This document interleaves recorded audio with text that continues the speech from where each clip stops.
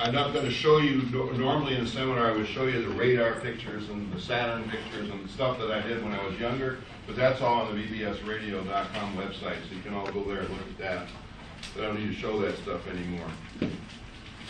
Today what we're going to do, this is going to be kind of an intense seminar, and I have a tendency to move extremely fast once I get going, so if you get a little bit behind and can't keep up, put your hand up, because otherwise you don't understand anything. One thing I learned about reading something, especially the medical stuff that I study, as soon as you reach the first word you don't understand, don't go beyond that, because the rest of it won't make any sense. And that's the same thing with a seminar. You need to stop at some point if you don't understand what we're doing. In my background, I started into energy and physics. I didn't get into health until I was older. Energy and physics when I was about 6 or 7 years old. And I've been going at it ever since. I had a complete memory from my past life in the Third Reich, so my recall of science, because that's what I did there. I was an archaeologist. Played well into this lifetime, so that I didn't have a problem understanding how things worked. I already knew how most things work, so I didn't have to do the background studies. I did have to readapt this body to the science and behavioral terms and attitudes in this lifetime, so it took me a few years to do that. Because I remember in 1943 when I was born, I was on a Pleiadian ship with Semyasi just before I took my first breath. And I remember saying, this all begins again, doesn't it? And just previous to that, I'd been shot point blank by an Erfurt Luger by Reinhard Heydrich, who worked with Heinrich Himmler, the chicken farmer in the SS. And the reason I was killed was because I knew Hitler quite well. Spent a lot of time in this body, in this lifetime, working with 3 of his top generals who knew him in the previous life that I worked in. So I knew them both sides of the fence, you might say. And I had began to resist the Third Reich back when they started destroying, Jewish people. Because even in this lifetime, my grandfather was Jewish, so I'm a quarter Jewish, and I'm half Jew, or quarter Jew, and I'm Scottish and German. So I'm a German Jew, Jewish being on the German side.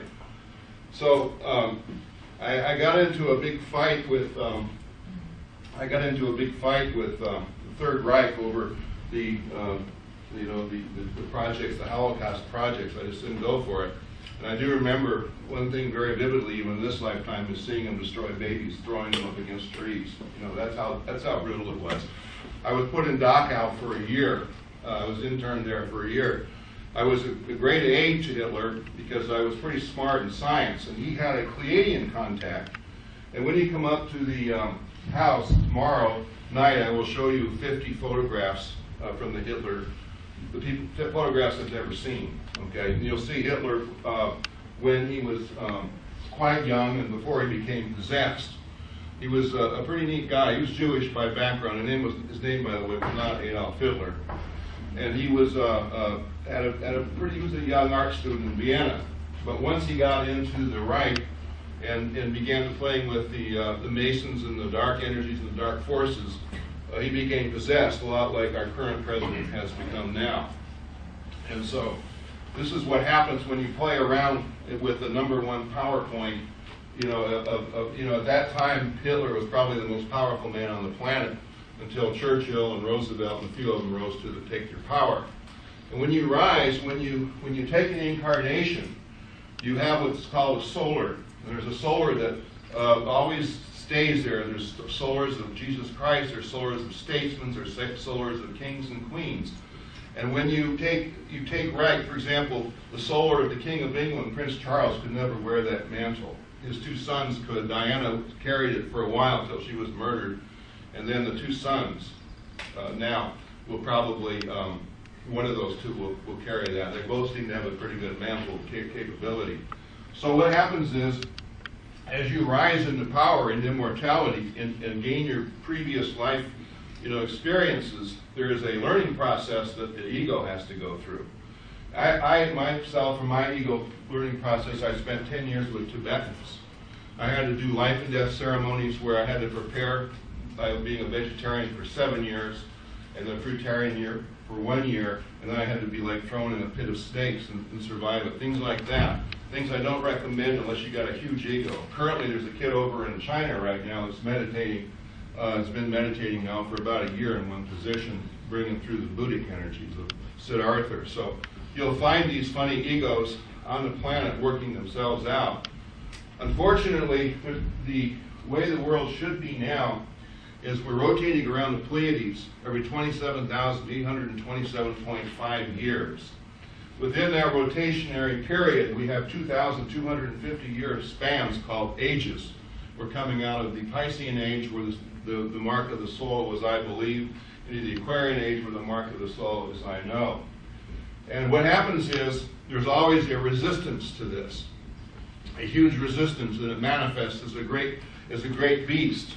And Dr. Deagle and I are going to talk about this resistance. There's also a life force. It's a game. It's immortal. It's just the way it's always been. And until somebody changes the game, the pattern, the game plan, it becomes fully immersed in God consciousness, the pattern will remain. So we're coming into this period now, but what's happened now is we began to mine fossil fuels from the surface of the earth, from below the surface. My dad worked for Henry Ford Sr. Henry Ford Sr. had 18 acres of, actually 35 acres of hemp plants, and he had 18 cars in his motor, stable. And he never used any gasoline in any of them. He ran pure hemp oil, which was reduced to ethanol in its purest form. If you use ethanol in your cars right now, you don't have to change anything but a chip and a fuel-injected car and a jet size in a carburetor, and you can run pure ethanol. The exhaust is water that you can drink and carbon dioxide the plants can consume, and there's no byproducts, olefins, or any of that kind of stuff that you see in diesel fuel and all those kinds of things. Isn't that what Argentina is doing now? Isn't that what they're doing in Argentina now? Yeah, a lot of places are doing it. Canada's starting to do it. Nigeria, by the way, just so you know, Nigeria is where you rate the quality of crude oil. It's the #1 source on the planet for the purest form of crude oil.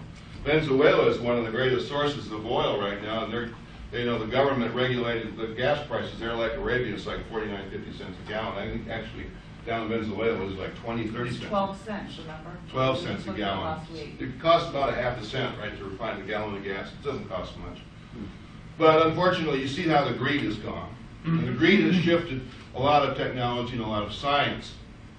When I was back in the Third Reich, it was interesting when I went back there in this lifetime.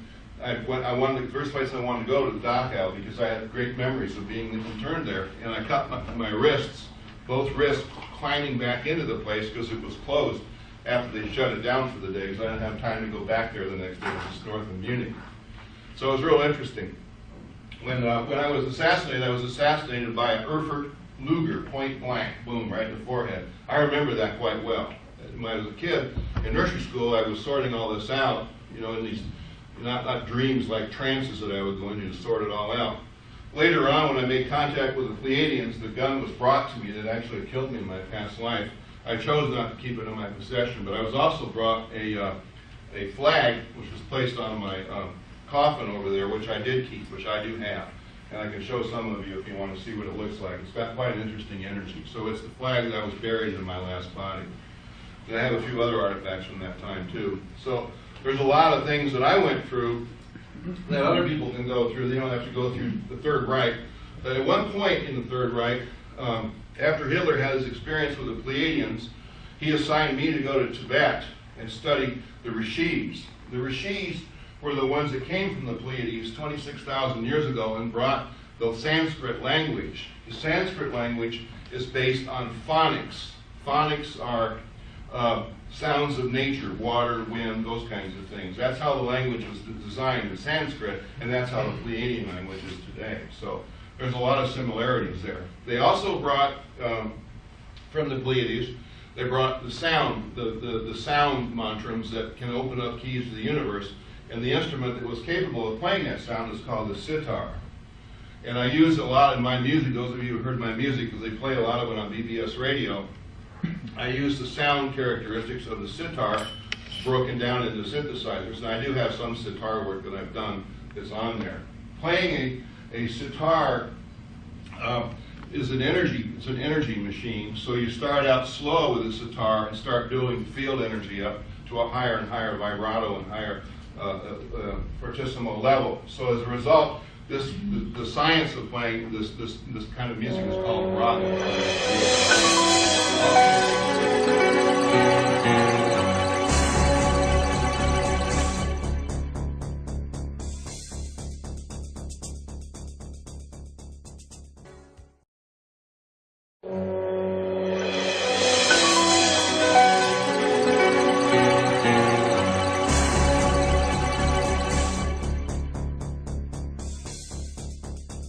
You'll find that at some point in here, I will move from terrestrial science completely into Pleiadian science, and later on into Andromedan science. Pleiadian science is based somewhat on ours, but it goes beyond ours. It goes beyond primarily the financial control and power plays that our professors and the people that run the universities on this planet are capable of exhibiting because they're incompetent and they're insecure, as most university deans are. So that's a problem we run into in this society. When we go into the Andromedan science, we don't look at, say, for example, a collapsing star producing an event horizon, which then collapses its gravity on itself, producing a black hole and a space-time singularity, which funnels energy into our DNA, which is the entire way that life works in this three-dimensional phase that we're in. What we do from an Andromedan standpoint is look at how all of life and how all images and everything is combined and formed and interacting at every moment and second in time in this space of time as we know it. This space and time as we know it is this dimension. There are other space-time realities also, and they're called side continuums and side dimensions. Some of us can reach across into those, and some of us can't. Typically, when people become bipolar, their brain has a searching mechanism in them that causes them to move across and reach into other dimensions, and when they reach into other dimensions, they usually reach a darker side of that dimension. So therefore, they become two people or more, and they become demented. Of course, we use the SSRI intake drugs on this planet to slow that process down, but it doesn't fix the problem, it only makes it worse in the end. So we'll talk about that. Anyway, I went to the University of Michigan when I was very young. I was about 13 and a half, 14 years old. My little ID card from junior high from Tappan Junior High School is posted on the internet, so you can see what I looked like then. It was kind of fun, that little kid working with very famous scientists. One of them was Dr. Katz. Dr. Katz was one of the people I worked with previously. He came over on Operation Paperclip. Does anybody not know in here what Operation Paperclip is? Everybody does know? Don't know. Okay. Operation Paperclip, and it's even coming up into the MSNBC and CNN news group now in their terminology, is where at the end of World War II, all the scientists and people of place and power and prestige that could help the United States become more powerful and ally itself against Russia are immersing, dark force or our competitor at the time. All those people were transferred over here. Werner von Braun, Dr. Katz, there were so many of them. And a lot of them were placed in Roche Laboratories and Merck, the drug companies, to start working on mind-control drugs. Werner von Braun, of course, was brought over. He was in captivity for 10 years in White Sands, New Mexico, inside a compound. He had a horrible attitude about that. I worked with him personally. And he often would swear at our government until they launched Sputnik. when Sputnik was launched and the dog was in orbit from the Russians, then Werner von Braun got to kick loose and work on Vanguard rockets and all the early stuff that we had. Remember the rockets used to go shh and crash, those big long skinny things, Vanguards. So that's about the time that I started working with him, a little bit later than that. So all these different sciences started to come out. Well, one of the sciences that I was always amazed about was mind control. I worked with a kid named Stephen Eberbaugh. I don't know if you remember the Eberbaugh pharmacies back in New York. I mean, not New York, but Detroit. And there was the Eberbaugh pharmacy chain back there. I don't know if you remember him or not, but his dad owned that. He brought us a transistor in 1952 or 1953, and we built the first transistor radio in this country. We also built our own oscilloscopes, which are those round things with a screen on them, and we were measuring our brain waves and brain patterns, and we were doing hypnosis versus these occipital parietal lobe monitoring. This is when we were just kids who were doing this stuff. I even had my own radio station at the time. It was an AM show that you had to listen to. And what we did is we took an AM transmitter and made a broadband transmitter out of it. So if you came within about 10 miles of my house in Ann Arbor, I don't care what station you had on the AM band, you were going to hear me. That was my first radio show. I was about 9 or 10. So, and I was telling everybody what we were doing, you know. So I had started out early in the radio business. Of course, it was a pirate station, you know. But who cares? It was fun. I enjoyed the heck out of it. And in those days, they didn't really go around busting people for having, and there was no FM, of course, no FM at all. And as a hobby today, I repair and restore old radios going all the way back to the 20s. I've got a bunch of them at the house, you'll see. So anyhow, that was the beginning. Then the government got interested in what we were doing, and I got a secret clearance when I was 15, actually 14. And then from there I went into a project which later on I guess was called MK Ultra. It didn't have a name in those days. We also worked on blowing up things down in the cellars of Randolph Lab at the University of Michigan, which was later torn down. Did you ever go to U of M at all? Did you ever get over there? It was a big building. It was 5 stories underground, and they tore it down finally. And that's where we did the Philadelphia experiment stuff before I went in the Air Force. I went in the Air Force when I was 16, but I couldn't wear a uniform, so they billeted me down in Little Rock, Arkansas, at a facility that made bionic weapons and all kinds of, bio warfare. And it was real interesting because at the time there was a group of homosexuals that were babysitting me. They were all scientists, and they were playing around at the time with a drug, an experimental drug. And this is back in the 50s now, called phencyclidine.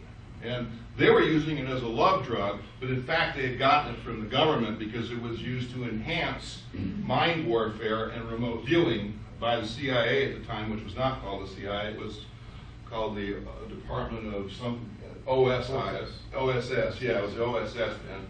And then of course KGB had been formed and it was being formed. So that later on came out, and PCP is made up of cyclohexane and pyridine, okay? And what it does, when you go on this drug, they didn't know it then, when it goes on this drug, it causes you to go into an alternate reality, a side continuum or another dimension. In that dimension, you can backdoor other people and come into their minds. Do you ever see that movie Through the Eyes of John Malkovich or what? Yeah, that is kind of like that. It's kind of how it works. And so, being John, so it worked like that. I never took any of this stuff until many years later. It was many years later I tried it, but I saw what it did, and I didn't understand what it did, but I later on learned it. Later on in this time where we are now, seeing all of these satellites up there that are putting down these negative psychological waves, what happens is when you take this phencyclidine, this angel dust, into your body, it automatically programs you to the reptilian energies, and you begin to lose control of your. And let me tell you something about this stuff. I have a thing like, where's my pyramid? Is it on my head? Where's my glasses? And they're just up here. That's the kind of person I am anyway. I walk in the room, I have the cell phone, I set it down right here, I walk over here, now I'm looking for my cell phone, I just put it down 15 seconds before, because my mind goes so fast, okay? That's that kind of a person, you know, finally you realize, oh, I put the cell phone here, and you come back to it, or you start looking for it, and you backtrack, where were you in the last 40 seconds? Trace your path and observe where you've been. That's the kind of person I've always been, Will absent-minded, because I run so fast in the brain. So as a result, that kind of personality is the perfect target for this kind of energy. So you have to be really careful, because what they can do is they can interject between now and the time you put your cell phone down. You can do another event that they programmed and you don't even know you did it. And that's the kind of how it starts. When you start to look at these kinds of behavioral patterns, be careful. If you find you did something, you spoke to someone, you don't remember what it said, you said it was 10 minutes ago and you can't remember it, that's where you got to start looking for the awareness of what just happened. Yeah. Could you expand a little bit more on that? You said it was phencyclidine. Phencyclidine. It taps you into the reptilian energy? It taps your brain into the reptilian energy. Yeah. And very much, very quickly. This is part of the, this phencyclidine, that's a mind control drug? Yeah, it's called angel dust. Okay, and it was originally manufactured by Searle, S-E-A-R-L-E, I believe. Searle, yeah, Searle. Yeah. They were looking at Here's how you bring it together. Okay, when they created all these viruses, okay, when they created these different viruses, the first virus that I personally got involved with was Ebola, which is down in Texas. Ebola was introduced in 1976 in Zaire, Africa, South Africa. It was a situation where there was a monastery put up there by some monks from Belgium. There were 2 or 3 men running it and 4 or 5 sisters.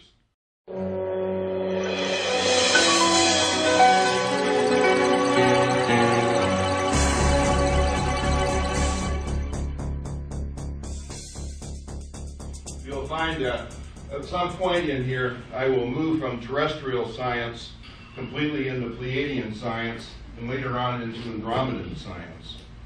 Pleiadian science is based somewhat on ours, but it goes beyond ours. It goes beyond primarily the financial control and power plays that our professors and the people that run the universities on this planet are capable of exhibiting, because they're incompetent and they're insecure, as most university deans are. So that's a problem that we run into in this society. When we go into the Andromedan science, we don't look at, say, for example, a collapsing star producing an event horizon, which then collapses its gravity on itself, producing a black hole and a space-time singularity, which funnels energy into our DNA, which is the entire way that life works in this three-dimensional phase that we're in.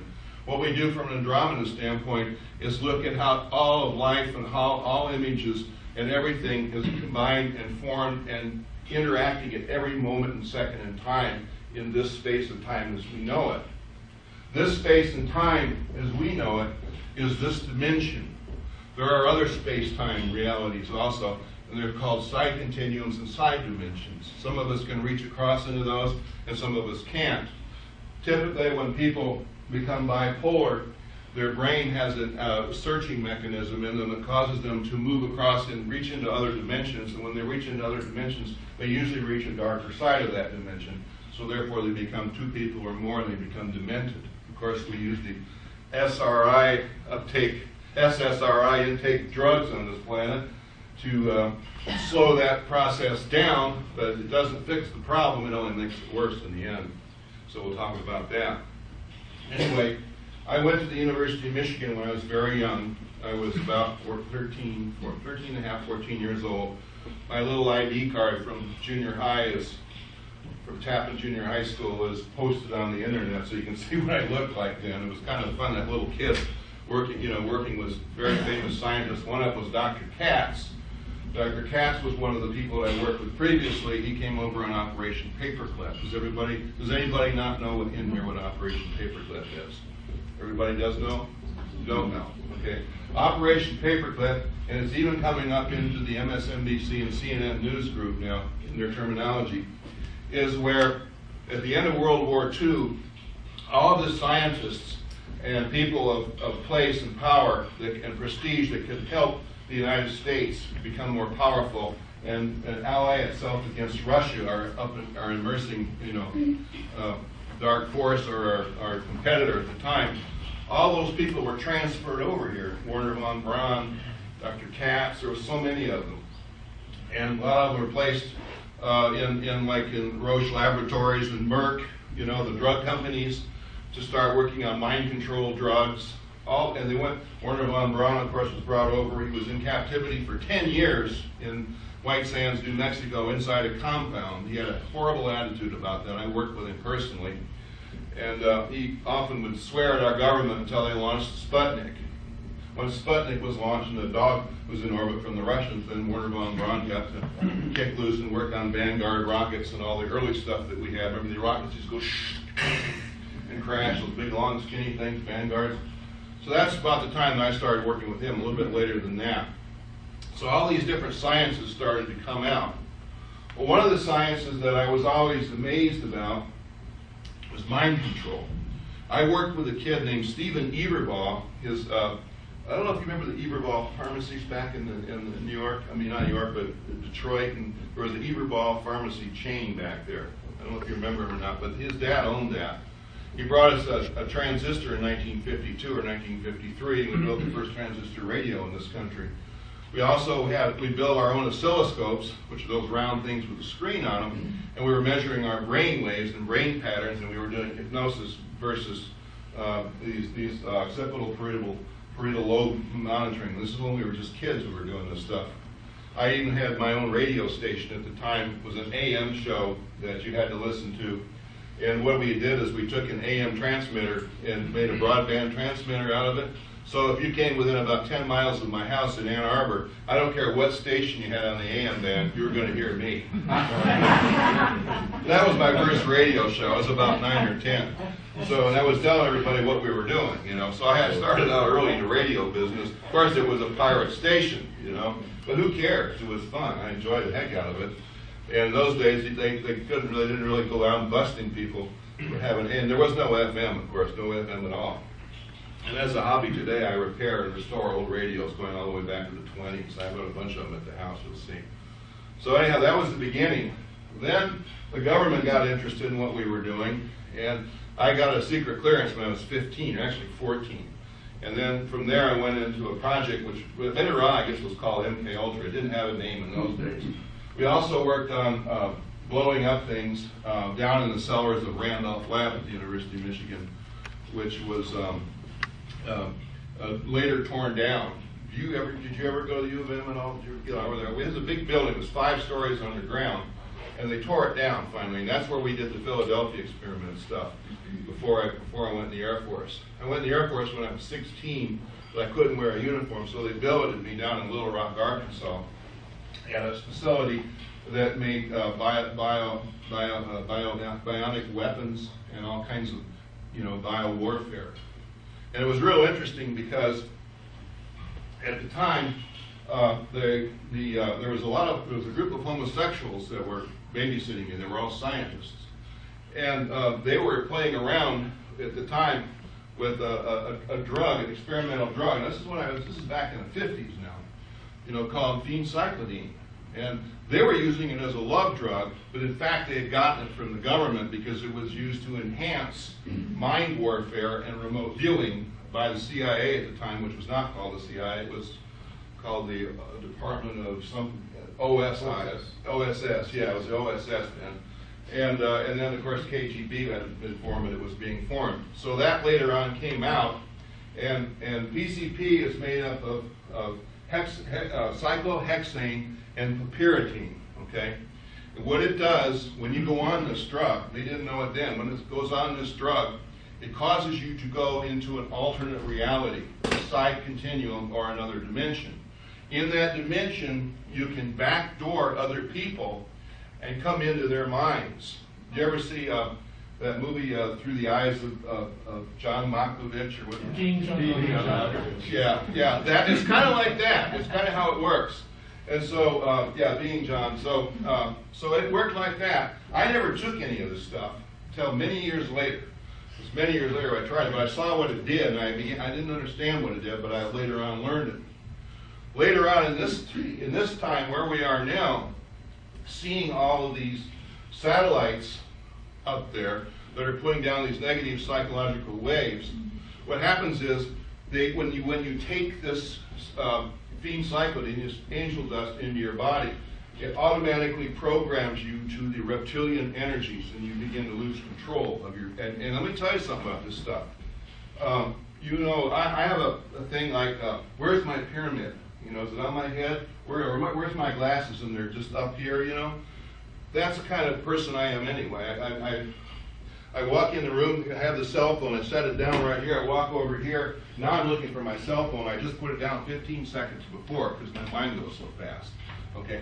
That's that kind of a person, you know, finally you realize, oh, I put the cell phone here, and you come back to it, or you start looking for it, and you backtrack, where were you in the last 40 seconds? Trace your path and observe where you've been. That's the kind of person I've always been, a little absent-minded, because I run so fast in the brain. So as a result, that kind of personality is a perfect target for this kind of energy. So you have to be really careful, because what they can do is they can interject between now and the time you put your cell phone down. You can do another event that they programmed and you don't even know you did it. And that's the kind of how it starts. When you start to look at these kinds of behavioral patterns, be careful. If you find you did something, you spoke to someone, you don't remember what it said. You said it was 10 minutes ago and you can't remember it. That's where you got to start looking for the awareness of what just happened. Yeah. Could you expand a little bit more on that? You said it was phencyclidine. Phencyclidine. It taps you into the reptilian energy? It taps your brain into the reptilian energy. Yeah. And very much, very quickly. This is part of the, this phencyclidine, that's a mind control drug? Yeah, it's called angel dust. Okay, and it was originally manufactured by Searle, S-E-A-R-L-E, I believe. Searle, yeah, Searle, yeah. They were looking at Here's how you bring it together, okay? When they created all these viruses, okay, when they created these different viruses, the first virus that I personally got involved with was Ebola, which is down in Texas. Ebola was introduced in 1976 in Zaire, Africa, South Africa. It was a situation where there was a monastery put up there by some monks from Belgium. There were 2 or 3 men running it and 4 or 5 sisters.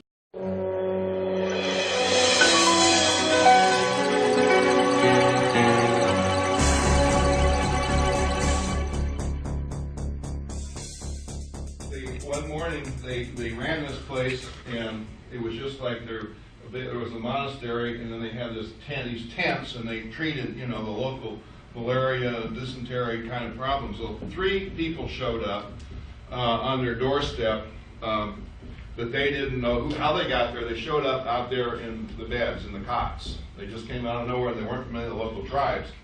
These 3 people, over the period of a week, went from huge headaches to basically bloody stools, and then because Ebola just causes your blood just to fall out of your body, and they died at the end of the week. While they were trying to discuss what to do with them, in the evening of the 7th day, the 3 bodies disappeared. The monks didn't have anything to do with them. Okay, by 3 months or a couple of months later, they had 1,000 people dead. 1 of the monks had died, and 4 of the sisters had died. Okay, I have a book here on that. If you ever want to read it, I can give you the name of it. That was my experience of the really heavy stuff coming. The problem that they had with that disease is it killed too fast. They couldn't spread it. It finally did get up to Texas, finally.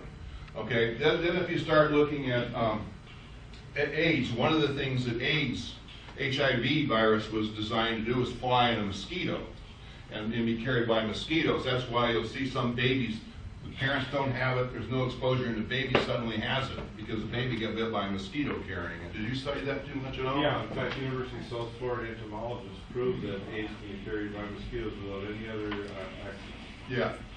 And they the government vehemently denied that this could be carried by a mosquito, but I knew right away that it was a mosquito.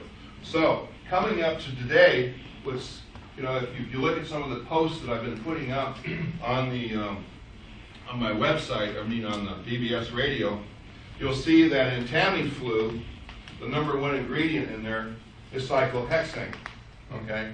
And one of the other flu derivatives is in modern, it has, forget which one, it's Pyradyne. Do you know which? Yeah, it does. Which one is that? Tamiflu has? Tamiflu has that too. Has it too? Especially because of the metabolic process they put us through with bacteria in Japan. Yeah. So what happens is when you put the two in your body, it's going to create this energy field like angel dust, okay? And then they're going to download you with these satellites, and you're going to go crazy. And the society's already on the way. That's why they're pushing the aspartame, because it went off patent last year. Now there's 9,000 foods in America that have aspartame. It was actually a drug developed by Searle and was approved by Rumsfeld as a mind control agent. And he owns Searle. He bought Yeah. Searle, right. Yeah. That's exactly Other than right. NutraSeek, what else is it called? It's called about 35 other things. You got to be very careful because they'll call it many other things, just like, gosh, there's so many different names they call it now. Equal, I mean, there's many, many names. Well, Splenda is chlorinated sugar, and again, that's extremely toxic too. I mean, it fries your mitochondria and totally messes you up. Yeah. So just to explain the satellite energy, last night when we came in here to set up, it's actually yesterday afternoon, we got this whole place set up. We didn't get this hardware in yet, but Mikhail had put all this stuff up. They come downstairs here. This is like the energy working against the seminar, right? It's a 3-day seminar. They wanted us not to be in this room today. They wanted to put us in this hole in the wall down here, a couple of buildings down, and then tomorrow move back into this room. Okay, that's the thinking of this establishment. I've only brought in probably several hundred people over the years and done seminars in here for 20-some years and contributed a large amount. Well, we got into a war last night. It was Mikhail versus blah, blah, blah, Layla versus blah, blah, blah. We had a war going in here. So what I did... I went for it. Let's throw a fit, and we got to stay in this room. Yeah. So what we did... What happened, though, what she was aware of, I saw we weren't going anywhere with the battle when we first got here. So I says, I got to put these flamethrowers up. So we put these 4 devices up. This 1, 2, 3, 4. The red one is towards the north. The black one is towards the south. That one's out towards the west, and the blue one, the green one's towards the east. That set up a wall of light, and it's blocked everything. Now, I haven't got my star orb up in here, so if you feel like you get a little dizzy and lightheaded, and you'll probably, if you walk out of this room out in the rest of the building, you're going to feel a huge drop. It's like there's like white light everywhere anyway. You can see it. But we'll get the star orb in later on today, and it'll ground it out a little bit more. We don't have it quite grounded. We got a lot of up system stuff going on, but not the grounding devices aren't here. So these things are right now generating a huge wall of light, and they'll repel anything. Any energy comes in, these guys will stop it. You know, that's all they're designed for. The way this design came about originally was I had put a system, a quad system, or Systems 3 up in Santa Fe, New Mexico.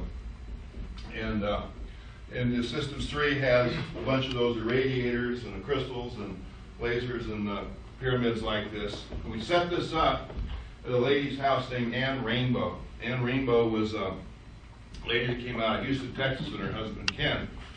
Well, Sannyasi told me that I had to have an encounter. She wanted me to have a direct encounter to try out a new idea up in northern New Mexico on the Hickory Indian Apache place in a town called Dulce. Yeah, so we got geared. This is back when Dulce was still the Hickory. The Archuleta Mesa still had a huge government base in it, and there was a lot of grays there.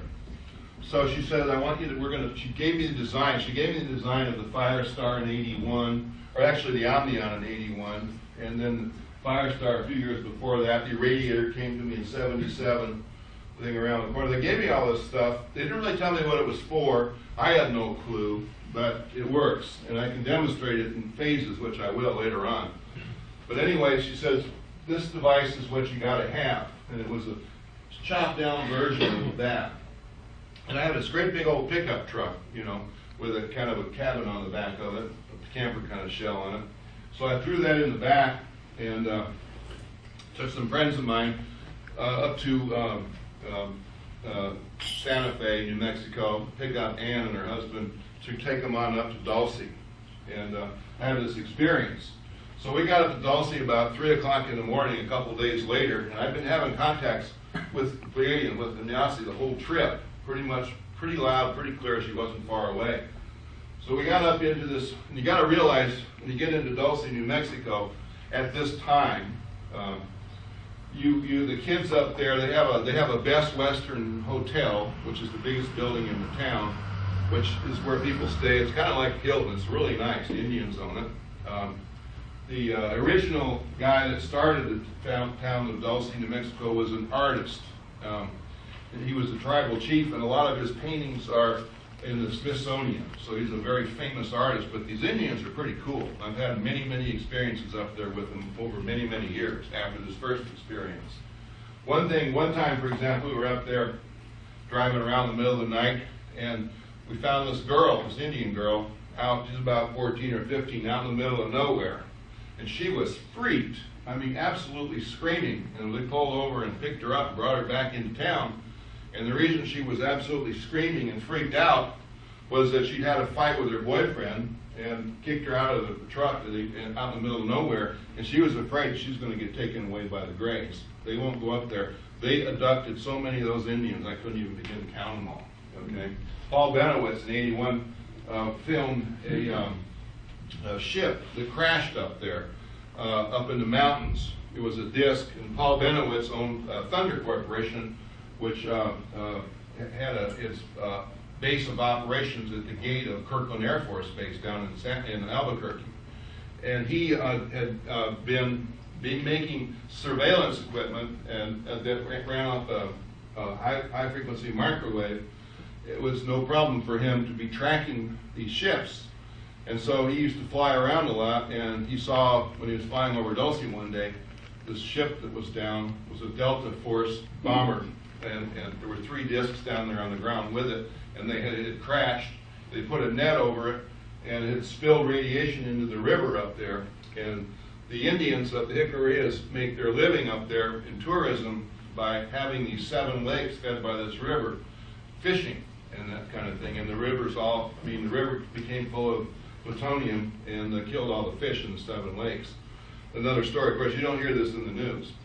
So anyway, we're up there at 3 o'clock in the morning, and I'm in a riverbed. I parked the truck in a riverbed, and everybody's sitting in the front of this truck. It's a big 3/4-ton Ford pickup, an old 79, big one.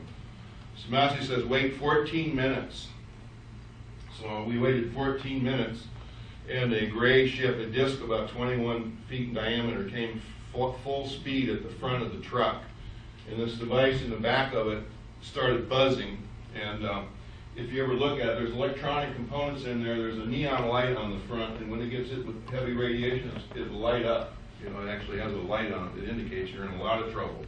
If that thing lights, you better run. That's all I can say, because it's reached its capacity. So anyway, this thing came up, just came from here to the wall over there and stopped in front of the truck at about this high, and it started vibrating. We knew we were grazing it. We didn't see them, but we could feel them. It scared everybody in the truck because they didn't actually think this was going to happen. I told them in 14 minutes something's going to happen. This is what was happening. So it scared the hell out of them. The ship was sitting right there. You could feel this energy of this psychic vibes of these grays coming out, and then the ship took off. And this thing was pretty warm. That's how we originally did this thing. It was back in the...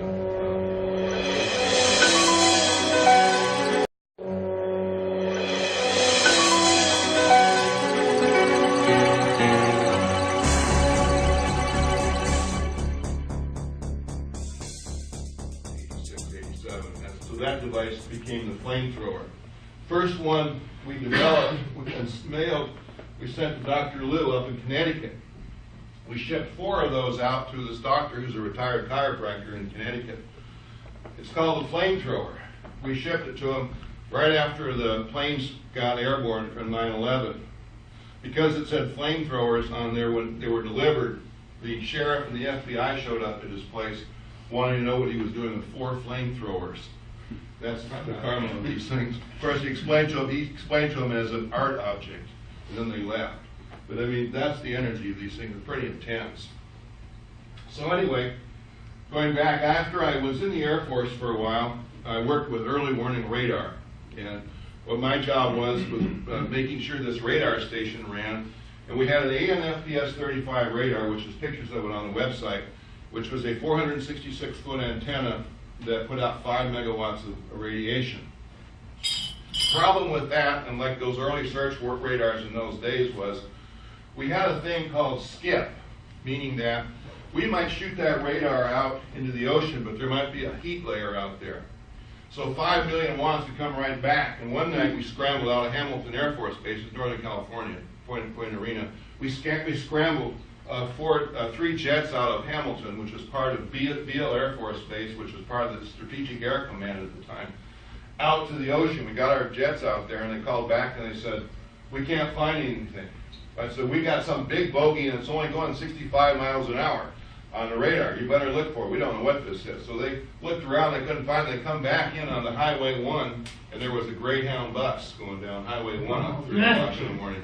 Okay, that Greyhound bus got about 3 megawatts of power on the side of it to be picked up on our screen. So the beam went out, reverse came back and hit this bus. The reflecting beam coming back when the information wasn't hot, but the initial beam that lit up the bus, those people got some major radiation, probably got cancer. Okay, so this gives you an idea. That's just the beginning of what goes on in our society about how this stuff works. And that was the early days. We used to look at thousands of UFOs coming down at night. We had the ANFPS 35 had a range of 400 miles. It was classified at the time because radars before that had 80, 90, 120 mile range, like an ANFPS 8. So this was 400 miles out to sea, and we would see hundreds and hundreds of spaceships coming down, came down about 20,000 miles an hour to an altitude of about 5,000 feet, and then moved at a 5,000 mile an hour speed down to Mexico. And I'm sure you've seen on TV all the footage of all the Mexican sightings down there, hundreds of them. Okay, the reason you don't see the same footage on the wire services here because it's against the law. It's a national security violation, right, to show that kind of stuff on our television sets. So, and by the way, I'm sure you all know that CNN, MSNBC, all the big stations, it's no news at all. If you want to go, you go to Europe, you watch the real news, you see the real news. You know, if you look at the 9/11 stuff, and we'll talk about the 9/11 stuff, all that was set up. I had an involvement in it, but I didn't understand at the time. I thought we were really actually getting hit by terrorists. I didn't realize we weren't. I didn't realize a missile fired went into the Pentagon. That's why there's no wreckage. That's why the hole is so small. It's the same thing that they used over on Slobodan Milosevic over there in his place with the same thing, cruise missile. So I didn't realize that. So I was asked to remote view when bin Laden was holed up in Tora Bora in about December 7th, December 8th, right after Pearl Harbor Day. They asked me to remote view what happened to him. They thought he killed him, they said. I knew they hadn't killed him. So I remote viewed, and I found him up to, he'd gone up through Dushanbe, which is north of Tora Bora, next country up, Tajikistan, where that is. And he cut across the Hindustan mountains across the north face of Everest. But he didn't go into Everest, it's the bottom part of the Gobi Desert. So I traced his path to where he went, and I even drew a picture and sent it back to Langley of the building that he was in, recovering because just a few days before 9/11, he'd had a visit in Riyadh, wasn't he, where he was holed up and he was getting dialysis? And the American University in Bahrain. Yeah, okay, Bahrain, yeah. He was there, he just had contact with the CIA, the main guy for the region, a few days before 9/11, okay? And so they told him that he was going to have to probably get out of there. They were going to blame a lot of shit on him. They cleared the whole floor and put their own doctors and U.S. doctors to take care of him and clear the whole floor dialysis. Yeah. Just for him. Yeah, they wanted to make damn sure nothing happened to him. They weren't going to hunt him down. They wanted to make sure he was fine. And so where he ended up going is up in that route, spending several months in China, and then he went up to Cambodia and Laos. Up there, he spearheaded, if you remember, if you look at the map, he spearheaded Operations March, you know. He ran operations, ops, down in Manila in the Philippines, and there was a lot of terrorist attacks going on then because he fired up the Al-Qaeda. It's like if you're a manufacturer the way that system works, if you're a manufacturer and you make a product, and you got reps in California, you got reps in Florida, and reps in Canada, well, if you go out to, California, your reps are going to sell the hell out of your stuff. You go to Florida, they're going to sell it in Canada. Same thing with him. He goes around and stirs stuff. You want to know where he's at, see where the activity is. He's usually nearby. So that's how they have smart business people. And tell them a little bit about the Bush family with Bin Laden. How that. Oh, so they call the Bush family are old buddies, and they used to go on vacations with Bin Laden. And, it's amazing. Yeah. Weren't they in business with him in the oil business at one time? Oh yeah, in fact, it was the Bin Laden family affiliates that actually funded all the early projects. Bush Jr., our current president, was an amazing failure in business, but every time he used up their money. Yeah. He wasn't even a good baseball. Yeah. Even the Silverado project that went on in Colorado was again part of the same thing. Him and his other brother that were involved in that. Yeah. So you begin to understand how this country really runs. It's really interesting. I remember another project I was working on. If you look at my book, Rays of Truth, NASA Ames at Moffett Field came down to me about 90. Oh no, actually the book came out in 99. Probably about 97. They came and approached me and they asked me to design work on the 737 to give it better gas mileage. And I said, okay, I'll give it better gas mileage. So I designed the system where I used engines to create negative ions. Negative ions, which I manufactured and sold all over the world, and started I helped design the sharper image that ion breeze. I'm the one that got Richard Thalheimer originally into all that. It was me back in the mid '80s, educated him on ionization and gave him his first designs.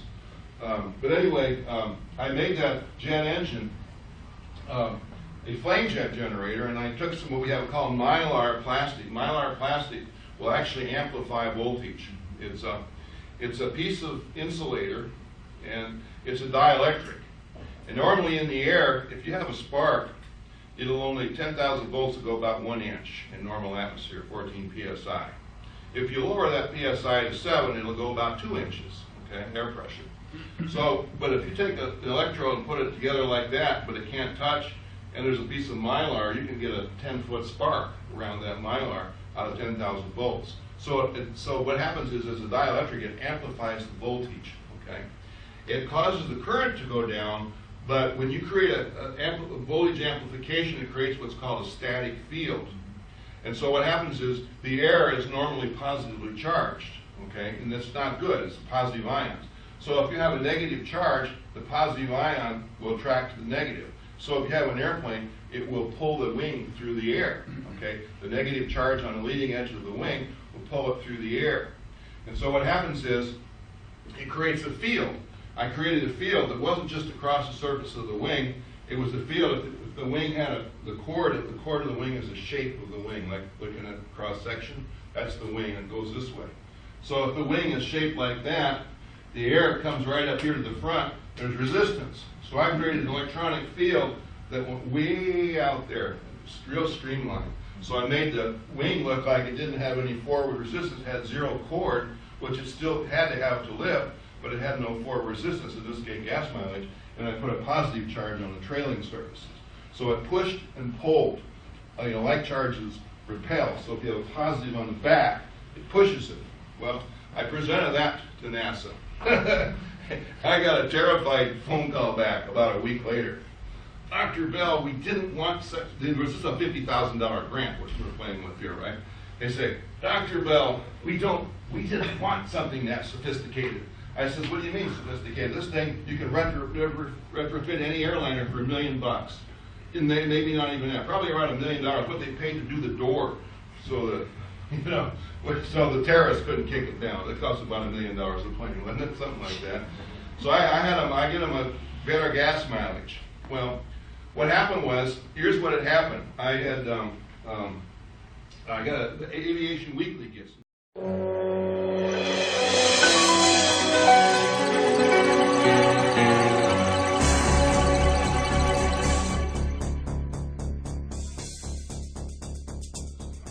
Aviation Weekly sees this, and all of a sudden, they realized that I had brought out a classified design, which I'd never seen, just from creation, that made the B-2 bomber go supersonic. And I had just, that's why they freaked out. Somebody had just published it. And not only did I write it down, it was in my book, Rays of Truth, Crystals of Light. I had full diagrams and how all this worked. I even published it in my book. so accidentally, I did something classified, like, oops. You know, and Britney Spears with her kid backwards in her lap. You know? Yeah.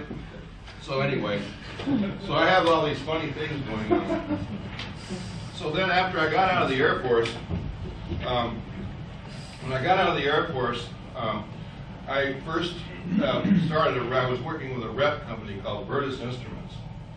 And what we did, what we did is I was instrumentation. So I don't care what kind of a thing, what lab, if you were IBM working on a squid project, or you were Ford Motors working on a new engine, or you were Boeing working on a new aircraft, or Lockheed Skunk Works, where I worked for a while, where we did classified stuff. You know, we had to have strain gauges to see and wind tunnel, all this stuff. If you're doing a lunar lander, octane measuring, I don't care what you did, you needed me. Because I was your man to do your instrumentation. I would bring you oscilloscopes, I would bring you, voltage measuring equipment, counters, microwave equipment, anything you can imagine, I had it for sale. I was repping about 50 or 100 companies. So I began my sojourn all around the United States. Every single company you could name that had anything to do with electronics or mechanics, I was your man. I was there, thousands of them. And that's why I put that up on if you look at BBS Radio, you'll see my notes, and there's hundreds of pages. As a matter of fact, I was taking that whole scenario on September 1 of year 2000 to the Senate. I'd already sent the records back because I was on the disclosure project with Stephen Greer, and I was using that my credibility to testify before the Senate to release UFO information. And then, of course, 9/11. So that's what I was doing at that moment in time. So I went to all these companies, and I got to see all these projects. And previous to that, when I was working over at Rockwell. When I got out of the Air Force, of course, I went to NASA and Rockwell for a while. We worked on the ILAS. The ILAS was a laser, a billion-watt laser system for weaponry in space. So I got to work on Star Wars and all the stuff that didn't exist. I was there building all this stuff. So by the time that, a few more years went by, I was in all these companies, visiting them every day, all over the damn country. And I did 3 or 4 businesses per day.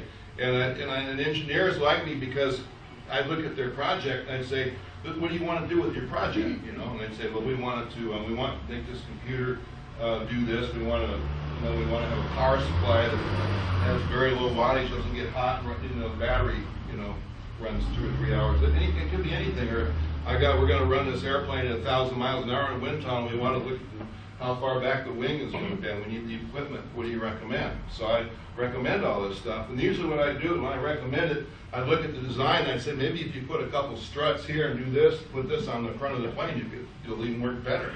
So they like that too. Because I had other clients. I had this, how many of you heard of Point Hueneme Navy base? Okay. I had this one client, this is back in my drinking days, I had this one client, he was the general of the entire base. So once a month, I'd drive up there, I'd rent a hotel room right next door to the main gate, I'd take him down to the Whale's Tail, which is in the town up there of Oxnard, on the marina, at the base general. We'd have from 2 o'clock in the afternoon to 8 o'clock lunch. He'd tell me all the stuff the Navy is doing, the whole damn Navy. He was a 4-star, he was an admiral. And then he would be so damn drunk at the end of the evening, because he just kept drinking and drinking. I just kept listening and listening. And he just opened up, I was family, and then I'd bring him up to the base, not drive on the base now, the limousine would pick him up and haul him off back in there, and I'd go to my hotel room because I wasn't going anywhere. And I learned a lot about stuff by doing this. Of course, every month I got $1 million order out of that place, So I had all kinds of ways of getting my information and all kinds of ways of doing it, whether it be an engineer or the admiral, it didn't really matter. The same thing in Long Beach, I did the same thing down there. That guy lived in Santa Monica. I took him out once a month. And back east, I did Langley, I did Quantico, I had all the Army bases back on the East Coast. I got to see all the projects pretty much, you know, for many, many years. And then later on, when I quit all that and sold that company, I didn't want to do it anymore, I started Pyradyne. I spent 10 years with the Tibetans and started Pyradyne. Then I began to see what I'd worked on come to fruition.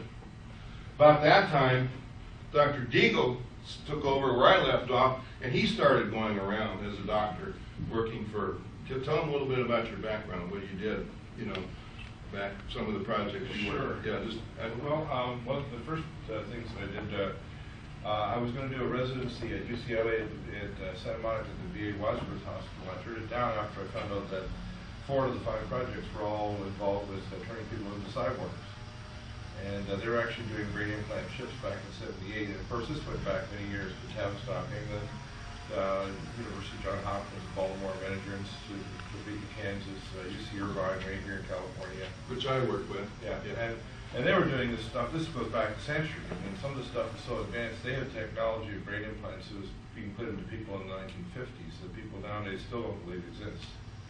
So I turned that down. And then circumstances kept on coming out, you know, as things happen. 1994, I started working in Colorado for CCOM, Colorado Springs, and we had a contract for NORAD, Falcon Air Force Base, Schriever in Schriever, Colorado, which is the top secure base on the planet. It's 3 levels higher than NORAD. And of course, the underground cities, I've actually been there, which is the array of gallium arsenide supercomputers that monitor every person on the planet. Every person on the planet. Even myself? Every person on the planet. Anyone who has a database of anything, credit cards, telephone numbers, purchase records, everything that you've ever done. It's all recorded there. It always has been. So when they talk about kind of tapping records, I'm not an American. doesn't matter. In fact, the guy that told me this, one of the many people who told me this as a joke, said they can tell from the spectral pattern. He actually worked with Signal Saturn Systems, who was a senior NSA agent there when the bodies were being taken away from New Mexico with a crash in '47.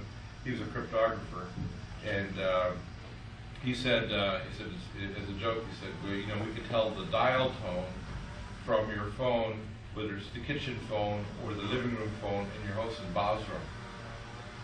Okay, so everything is monitored.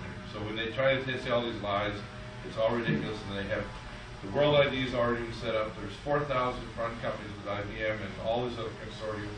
The largest chip plant in the world is actually in Barcelona, Spain, making 1 billion implant chips per year since 1998. So, just gives you a little intro. So, I get exposed to a lot of really bad stuff. And as their doctor, and what would happen is they'd be in a compartmentalized area of one little group, like working for IBM or Sun Microsystems or Storage Tech or the Iridium Satellite Project. And because I had a technical background, because I was supposed to go to quantum physics at MIT, and I turned it down to go to honors biochemistry and marine bacteriology. I understood these things because I have a mathematical mind and I like things just like Dr. Bell, and they can talk real fast. So I thought, okay, once they did talk to me, before you know it, they thought I was just their doctor. And they'd be talking about multiplexing satellite signals or directed energy weapons and this and that, and I have a photographic memory, so then they want to trade their information for what I knew about what was really going on, and they would freak out when they really realized their little compartmentalized area was here, and this is what's really going on. Because they often would have a security pass card, they could only get inside one little part of a building, say, you know, in South Denver, and they're only allowed in 2 or 3 rooms, or they get locked down for 28 days, say, at the Lockheed Martin facility there on the west side of town. They wouldn't have any idea what somebody was doing in the next building or in the next room. They're not allowed. And bad things happen to you real fast. And there was some weird stuff going on. All that weird stuff that was happening in Area 51, the weirdest and nastiest was moved to Colorado underground. And I know because I took care of the guys that serviced the computer software, the hardware, the infrared, fiber optic arrays through the ceiling of the tunnels, the guys that took care of the nuclear tunneling machines between the underground cities. I took care of those guys. I know what's going on. And every company name I've been in. Yeah. Before he was. So in other words, just confirm that what he's talking about really did happen.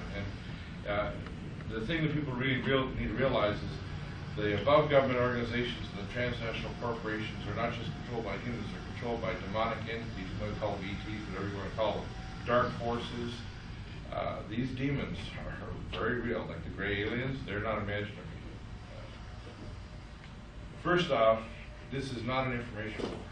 It's not even a technical war. It is a spiritual war. And I keep trying to tell people what they have to do is become human beings instead of human doings. They always think that if I do something, I'll fix it. Or if I run around, whether it's people that are the patriots and want to get a lot of guns, whatever.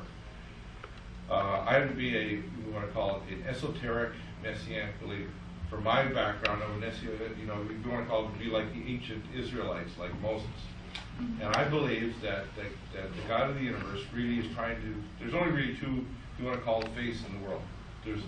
You hear the voice of God, the ancient Hebrew word is Shema, and you do, which means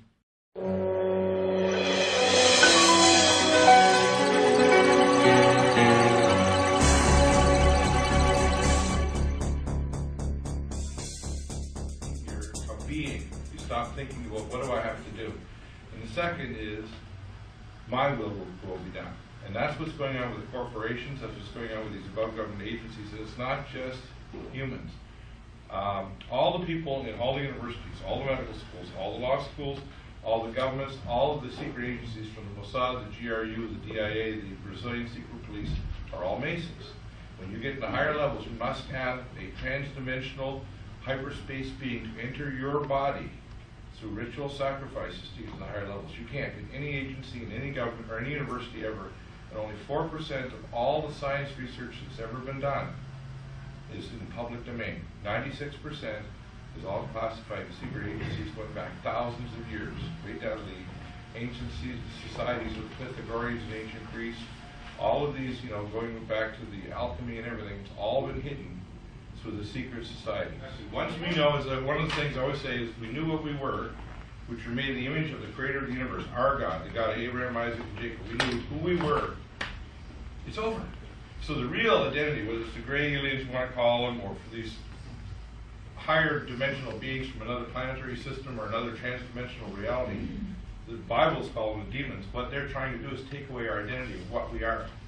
We are the children of the God of the universe. We are actually the rulers of this universe, and our destiny is to be cosmic man who is not limited by life and death in 100 years or 60 years or 30 years, but living thousands of years, being able to have societies of wisdom, an environment where we don't destroy all the other species, where we live in depleted uranium, and where we have a medical system that's so corrupt it doesn't want to solve vascular disease or diabetes. They want to maintain the maximum level of renal failure. And and then the horrendous things that the World Trade Organization is doing. We should not be in fear of these evils. We should just simply be aware of what we are. And as soon as we do that, the problem just goes away. What about overcoming fear of death? I think that it says one of the things I like, Messiah HaMashiach, Jesus said, was that they overcome by the blood of the Lamb, by the word of the testimony, and not loving their lives unto death. The only way you can ever achieve happiness is to give all of what you are to everything else. And as soon as you start walking that walk, you disappear and you become what you are, and your identity becomes eternal. And that walk requires you to do a lot of things. Like I've received a lot of persecution for standing up for the injured worker, for my first Gulf War guys were coming back with dangerous vaccines for the squalene, causing them to end up getting paralyzed, for standing up against the monsters in Colorado at the Attorney General's office who wanted to silence me, but I won't be silenced. And if you don't have fear of death, guess what? They can't kill you. They can't. They can't kill you.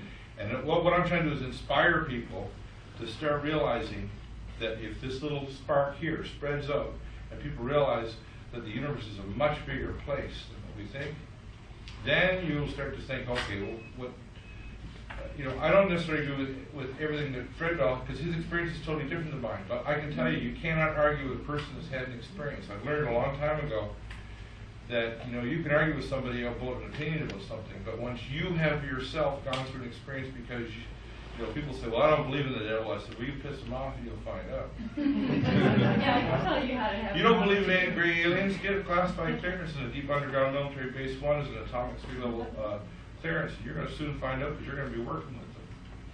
You know, you don't believe that human beings are being hybridized, or they're doing off-world bases and other stuff. Well, you know, I'm going to try. I got a call a few months ago from a guy that's Canadian who actually worked at the Aurora spacecraft. He's one of their engineers, and we have fleets, literally fleets run by the United States and the Luftwaffe. And by the way, the Luftwaffe still has aircraft. They still exist, yes. And they fly fleets between here and our moon base and our colony on Mars. I forget the name of the magazine. He'd seen 3 girls on the Autobahn driving in a Mercedes-Benz convertible wearing my pyramids. They came to find out who put the pyramids on. At the same time, a group of federales came up from Mexico that when Pampero was the governor down there. At the same time, the KGB came. All of them came at that lecture, all in different times at that seminar I was doing at Adventure Hotel, all 3. The KGB, what had happened with the KGB, in 1979, Joseph Amatry from the One World family, this is when Iron Curtain was up, had gone to Radio Moscow. He was on Radio Moscow wearing a power dome like that for 8 hours talking to the Russian people about this. From that point on, the Russians became my clients. I'll show you, the astronauts came over later from Russia to my house and they gave me an award for my work in the psychic world and in this kind of hardware. They took one of these Star Orbs, the bigger version of it, over to the Ukraine because earlier in the year, a couple of years earlier, I had set up the radiators like that and receptors, and we put them out at the Aspen Ski School. It was in a lot of movies, Aspen Ski School in Aspen, Colorado. I worked a lot up there. They found that when they were training people to ski, they would have less falling down, less wrecks, less crashes, wearing the receptor and having this pointed out the slope. The downhill racers up there that go 120 miles an hour all wore these things. This has been up to the top of Mount Everest twice by Andrei Ulrich. Andrei Ulrich owns most of Aspen. He came in 1966 as a Romanian refugee, and he bought 2,500 acres from the airport all the way to the center of town. And as the years came and the land appreciated, he became a billionaire using these products. Okay, just so you understand, these went to the Ukraine, the Star Orb. They started training their ice skaters. In 1984, they came over here with the ice skaters, were trained with this stuff in Russia, and they just took the Olympics in ice skating. Okay, that's just a little background if you want a little credibility about what I do and what I've done. Potrero, he took me down to Mexico with my wife at the time, took me to Calipia and offered me the entire town of Calipia, which was a huge trailer park, empty, with this great big Japanese pagoda and a saltwater swimming pool. He says, if you'll come down here and move Pyradyne down here and teach us all your products and your stuff, we will give you this city to work in. I didn't do it. It scared me. You know, it was some. But these are the kinds of things that happen. I mean, you know, when I'm sitting in the Rosarita Inn and with these guys in suits, and all of a sudden they start pulling out their federale badges and saying who they really were, you know, it was kind of a shock. But they were fun. The next day they took me down and showed me the city and all that. So it was real interesting how this technology spread. And so that kind of gives you credibility. So when I stand up here and say these far out things, I'm telling you that I have been tried and true in many, many other nations. And here I stand, and we sell a lot of stuff all over the world every day. Okay? In reference to the underground bases, would they be interconnected? Yeah, they're tunnels. They use maglevs, right? Most of them now? Yeah, they're actually, the way I'll just give you a 30-second on that. Yeah, right. The tunnels are made with a nuclear tunneling machine. Anybody here has heard of Phil Snyder? Yeah. Okay, well, I took care of his buddy. His name is John Fiala. Actually, he lives in Houston now. And these guys always get what we call nanoparticle lung disease. It's a restrictive lung disease caused because what it does, it hits the rock face with these impact lasers and blows it on the sidewalls at 10,000 degrees and forms an obsidian outer core that actually interdigitates right into the rock face. And then they lay an inner core on that snaps together and lays the track and the fiber optic cables for the IR fiber optic links because they have it all linked, all the tunnels, ceilings of the tunnels. Then they vacuum them out, so it's a vacuum tunnel, unidirectional. Fiber optics came from the crash ship in 47. Right, yeah. And then all the trains are unidirectional Mach 2 under Mach 2. Yeah. There's no even shock through wave. countries, So there's there- no borders. Completely vacuumed out. Yeah. And then they're connecting all of the cities here. There's one on the entire Pacific and Atlantic Oceans. They go everywhere. I mean, there's a whole world that you don't even know exists. Underground. Yeah. Just for example, in northern Alberta, there's one city built up under Cold Lake, Alberta, where they do a lot of underground tests and so on. Where it's one of the biggest bases in North America. That one city underground costs $250 billion to build. Drug money. Drug money. And that's why there's a war against doctors to treat terminal cancer patients and do research on pain, which I do. That's why there's a war against drugs, because there's $250 billion just in America in illegal drugs that's laundered by the State Department, the DEA, the CIA, the DIA, are all working with the mafia, the Russian mafia, the Jewish mafia, the Italian mafia, whatever, to distribute it, and that they have to make sure they make their cut back that goes into all the blackout projects that Senate and Congress do not oversee. And tunnels going to bases are 1.5 to 4 miles down, average 5.36 to 7.24 cubic miles in size. What's the traveling at 2 Mach 2? These maglev trains. Mach 2, linear accelerator trains. The technology he's talking about that I have is the X1 technology. It's in the book.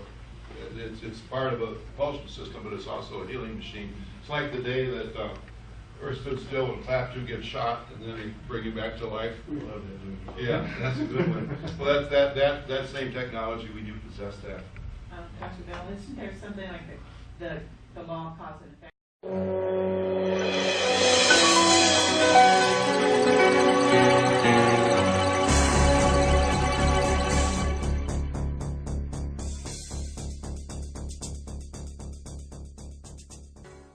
Where the negative energy is putting this out at some point here, does it not reverberate and boomerang back to them where they're putting it out to us? Is this the point we're going to reach to? Yeah, it negative and positive, but you got to get high off of it and not get caught in the battle.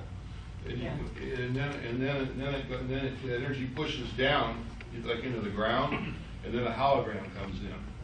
And the hologram is no energy; it just is. It's all at once. Everything is happening at once. And that's when you go from the sequential to all parallel lives at once. And it takes a little while to realize that consciousness. But that, we're right now we're into the scalar wave technology. That's where we start. And then we'll go later into the hologram, probably more like tomorrow, because you won't get there. Most people barely understand the scalar wave, But it takes time to understand it. Well, first we're going to show you how the body works. And then we're going to demonstrate just a few simple processes you can play around with yourself. Now this chart's in the book, but first of all, the deficiencies, okay? Your body, the body is 5% mineral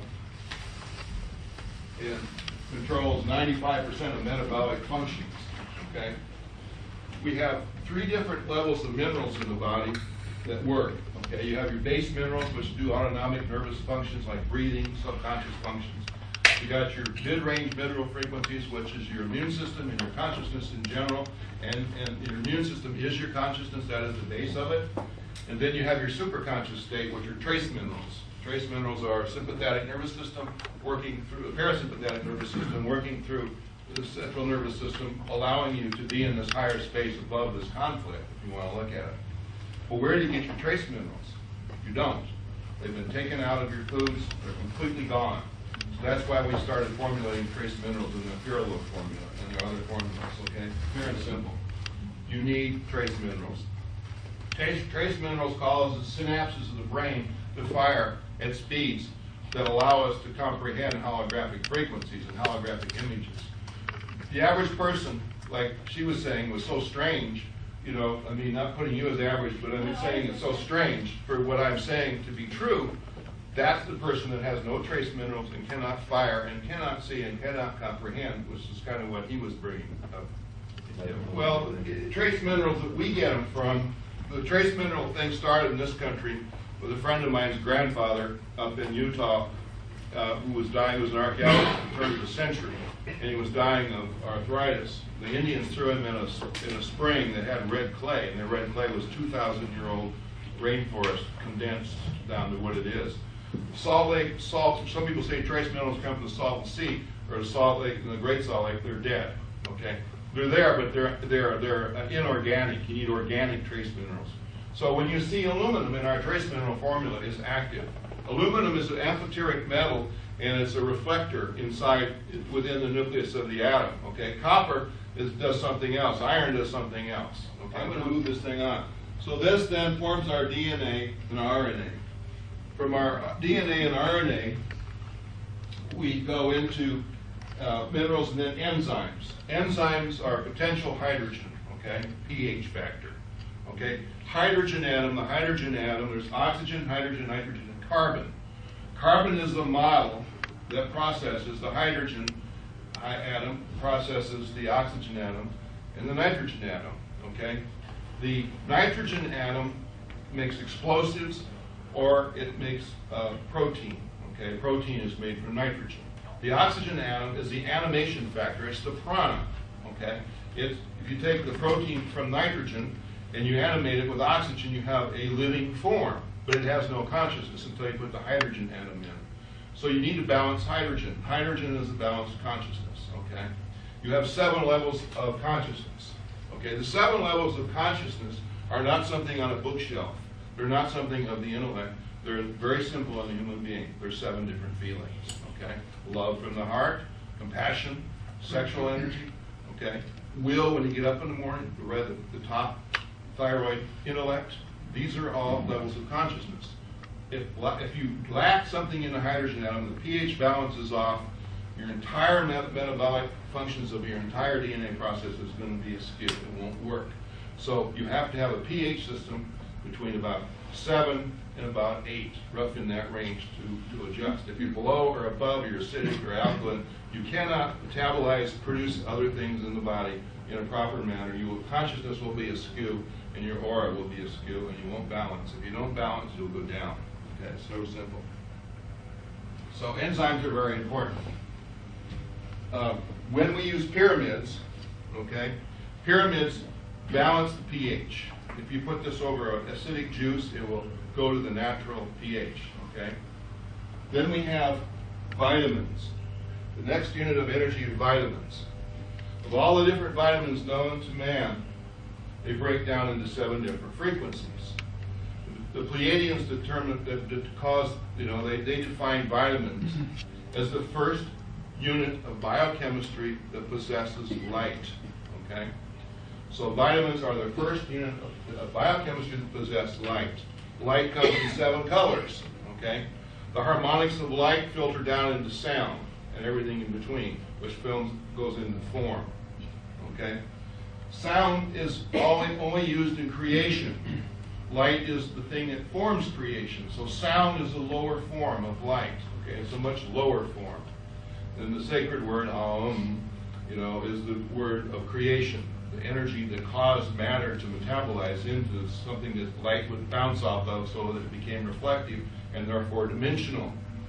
So you need to have, in biochemistry, you need to have all the vitamins being assimilated into the body.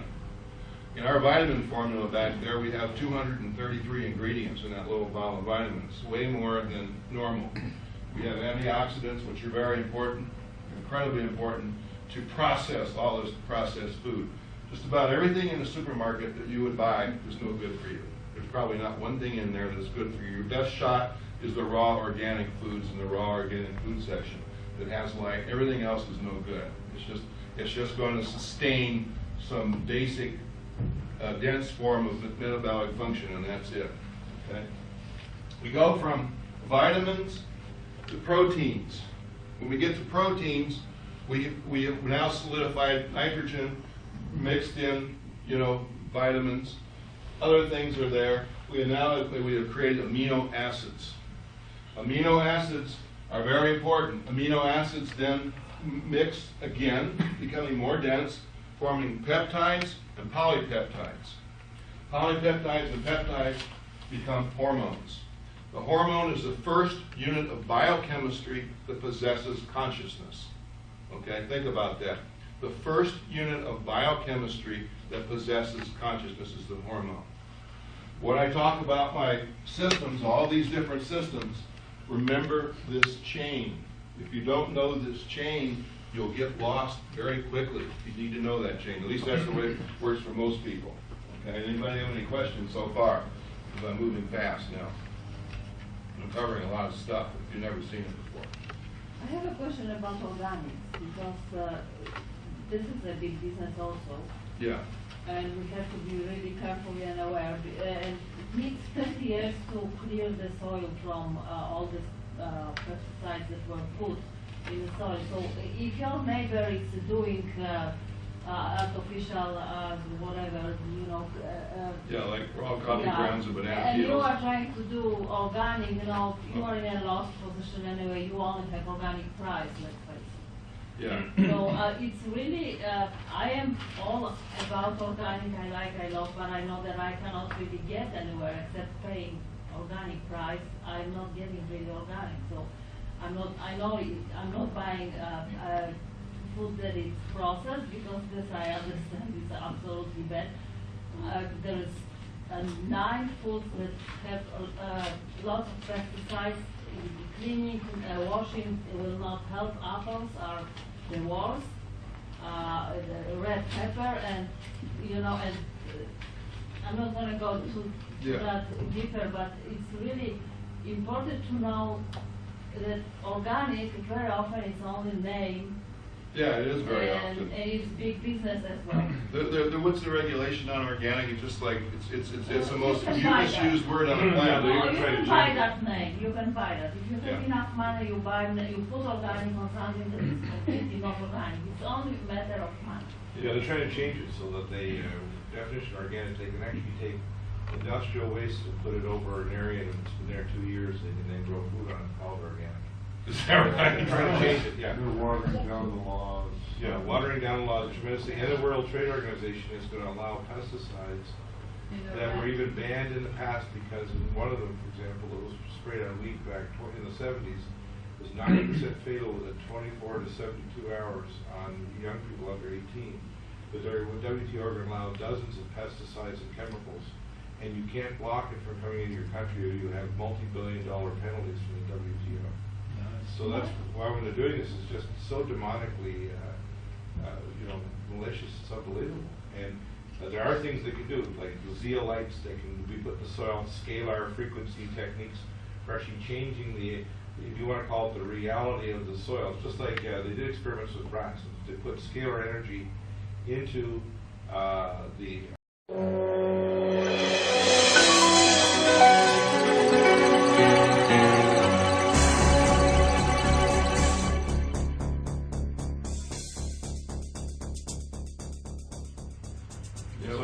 those kinds of technologies are going to have to be used to clean up the earth, because the earth is so poisoned now.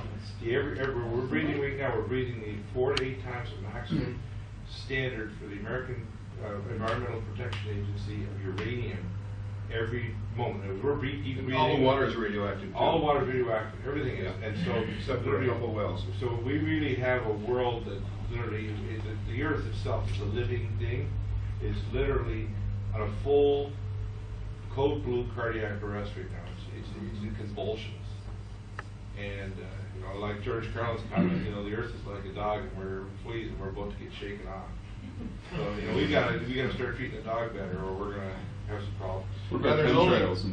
There's only 2 wells in the United States that I know of that are free of radiation.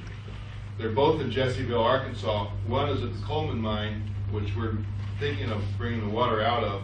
It is 750,000 years old in a pocket, and it's an artesian well. We mine our master crystals in there, but we can't get any more master crystals because the Coleman mine is all mined out and there's too much water coming up, so we're thinking of bottling the water.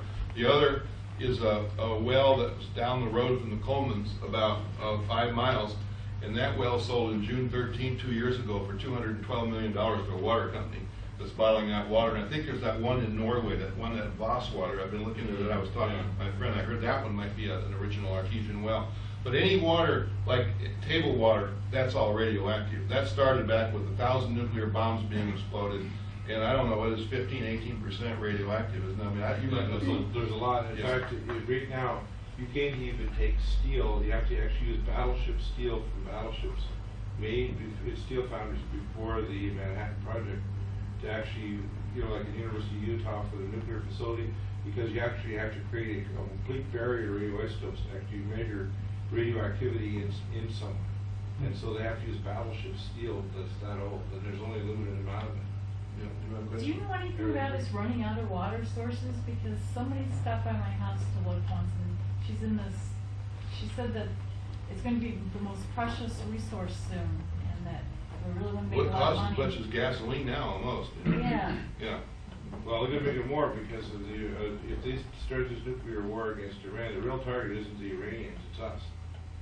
It's our future. It's our existence as mankind in the 21st century that's spiritually attuned to what's going on and not destroying the planet.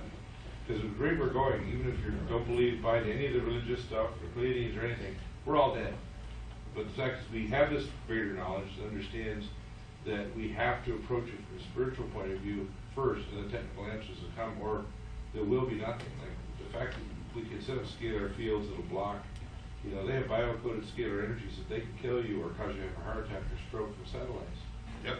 These are all done. They have these poppers all around with sonar energy all over Najaf in Iraq. They're testing it on live people over in Fallujah. Live people. And then going in white phosphorus, whiskey feeding them. It's just unbelievable what they did to these people. And our young soldiers coming back are mental cases. They're now psychotic killers. These people are traumatized. They're permanently, it's like putting us through the process of going through training in the SS. You get this little puppy, the puppy's 6 months old, does his tricks. Your companion officer says shoot it in the back of the head or you're not going to, or they're going to shoot you. That's what they're doing. Well, there's one investigation going on. It's in the news right now where these guys went into one of the small towns in Iraq and murdered everybody. Our soldiers went in very recently. Yeah. And it's very real, and they've admitted it happened. Oh, they're shooting women and children, literally standing there and with their guns to the rooftops, and people walking along and just trying to get food for their kid, and the kid's there to blow the mother's brains right out and their head right off. And that's going on as we speak. Every day, and they're doing it on purpose because they want them to come back. Because their biggest problem in the past is American soldiers wouldn't shoot grandma getting into the rail car that's already been made in foundries all over America with shackles for you. And places where they've underground incinerators, facilities, work camps underground under places like DIA, many others. 600 of those facilities. 600 facilities in the United States. Yeah. 100 over 100,000, 2 of a million apiece. The latest one, Bechtel and built under contract to Homeland Security for $2.5 million, and some of the largest ones are not even in America; they're in Canada for Americans. And I've actually visited them. The first one I ever saw. This is a CSIS officer who was my patient in 1983. Bugged me for a year to go out to it on the Kananaskis Indian Reserve, and that one could hold $500,000 and had a spur line when I ran for the States. Yeah, the ones in the United States are manned by the Army. There's pictures of them on BBS radio. If you dig into my web pages, I've got pictures of them. Guys in there came down with an AR-70 machine guns. That's a U.S. issue machine gun. I said, what are you doing here? He said, you're going to get shot. I'm walking up right up to the guard tower because I'm nervy, right? I couldn't believe it. And this thing went for miles. It was real. I was like, because I'm a real skeptical person. That's why you say, why is Deagle at the seminar? I said, look, I just got smashed in the head too many times by the fact that this is real. It's not made up. I'm a skeptic. Doesn't everybody have karma? In the hologram, there isn't any.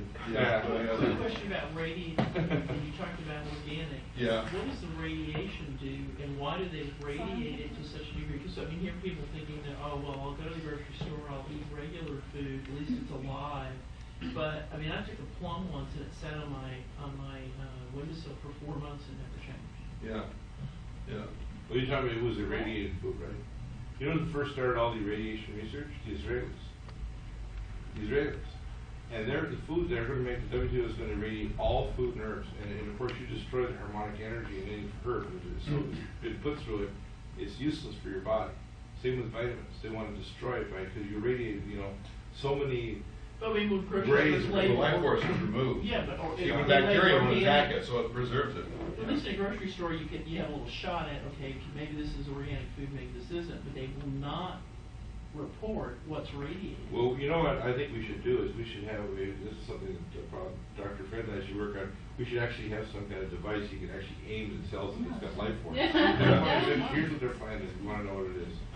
They're going to, they want to actually make a hermaphroditic egg-laying subclass of humans to replace us. And they want to get rid of all sexual reproduction, all the lower castes except for the higher castes of humans. And the higher ones are going to be genetically enhanced, live thousands of years, and be directly connected to their hyper matrix of supercomputers. And they want to get rid of all the rest of us. I mean, their real plan is so malevolent, so evil. We should I've actually seen the documents. This is fact. Well, can we go into this hologram? I don't know much about that. No, we're getting there. That's why we do at Pyradyne. We make it so you're immune to this stuff. So the only Yeah, we're getting to solution that. for us, you said, is what? What? Solution Solution is things like getting scalar them, energies. and more Solution. positive. Trace minerals, we're going to deal with all that now. Yeah. Okay, But the radiator over here, this thing back over here, yes, okay, that will make plants grow like crazy. so Okay? that will That help us to will, you survive. put that in your garden and you'll have a different garden. You know, let me tell you where this went. Once we invented this in '78, I had Bert Cameron, one of these famous dowsers, check the energy fields. We started to map it. It goes way out there. The first, Pyradyne was a young company in the '70s.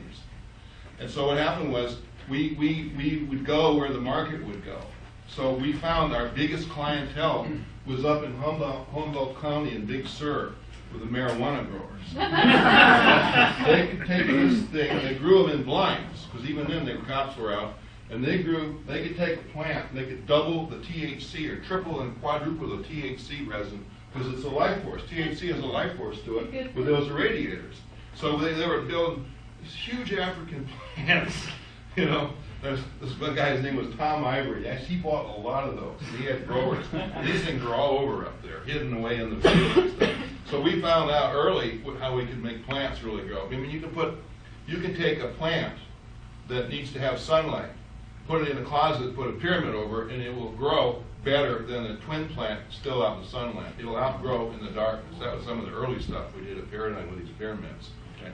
In the very Does the beginning. size of the pyramid vary as far as the energy underneath it and what it's actually expelling? Well, it's the size, but it's also the material. The ultimate size is this thing here. There's a 24-karat gold-plated pyramid. That is the ultimate in sleeping and the ultimate in what we make for big size. You can process water in that thing, and then the power done. I can show you the life. I'll just demonstrate this right now how this life force works. Okay. Remember when Michael had you doing the breathing exercise? Yes. Okay, so breathe in with your diaphragm, like that. Rub your hands together, okay? Okay. You will take a lunch break after this. Okay, pull your hands apart, okay? That's your chi force, what you were talking about. You can feel that, okay? Now what I want you to do is when I come around, okay, in order to overcome, we have a thing called auric offset. Auric offset is where you build your chi force up so great that if radiation, emission type radiation, like what you were talking about from nuclear products, or electromagnetic radiation come in, you can process it. You're not going to be immune to it. You're going to process it, and you're going to make it good. You're going to switch it. So this pyramid will help do that. When I come around, I'll just hold this over your hand, rub your hands together, and you'll feel this amplify the effect in your body. This is working on the, feel it? Oh, yeah, we can feel the... Yeah. Well, it's an architect with a water molecule, so... Yeah, explain that. Well, this is my theory of what you're seeing when you see these pyramids. This water molecule. Oh, that's way cool. How many people know about Masaru Emoto's book about the water? Okay. Oh, yeah, I've heard of it. Now, back in the late 70s, I was...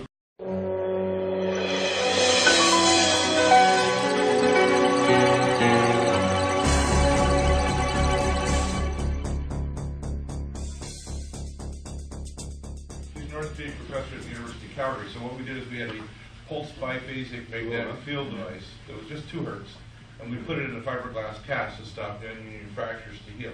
Okay, and the idea would be to put these inside the cask, and we had people flying from all over the place that had non-union fractures from Saudi Arabia and Europe and everywhere. They fly in, and it had $20 parts and $30 of fiberglass. We'd sell for $2,000. Of course, the university get all the money. And what would happen is fractures that wouldn't heal in a year would heal in 6 weeks. What it was doing is it was generating a pulse. So I started running, because I'd done research in rheumatology, I started running a free pain clinic in Calgary from 1980, 4 nights a week. And I had, people knew that I was different. I like tinkering. I was a tinkerer, right? So if I could get a hold of equipment and play around with it and do it, I did lots of experiments when I was younger. I got a magnetic field device from this guy in Holland, and I started playing around with different electronic devices like electroneural stimulators.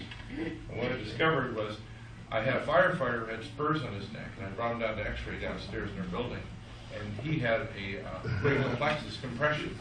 Okay, if anybody's here in medical, you know what it is, all the nerve plexus in your arm, and he was losing the function of his arm really, really bad. So what I did is I brought him back upstairs. At the same time, I put a TENS stimulator, and I put him through this magnetic field device that was all around him. And over in Europe and Holland and Bulgaria, they're everywhere for rehab, right? So I adjusted to certain waves, and after about 6-8 treatments, he says, "Okay, thanks a lot, I'm all better." I said, "You can't be all better," you know, because I'm a skeptic. So I bring him back down to X-ray. I said, "Oh my God, all the spurs are gone." So I get a generator. So not stopping there, I went to an engineer friend of mine, a PhD electrical engineer. I said, "I want you to build me a black box so I can adjust everything, and I'll keep playing until I find something that works. And then we'll break the code and build these machines," which I did with a government grant from Canada. I built 12 machines that generate a morphogenic field.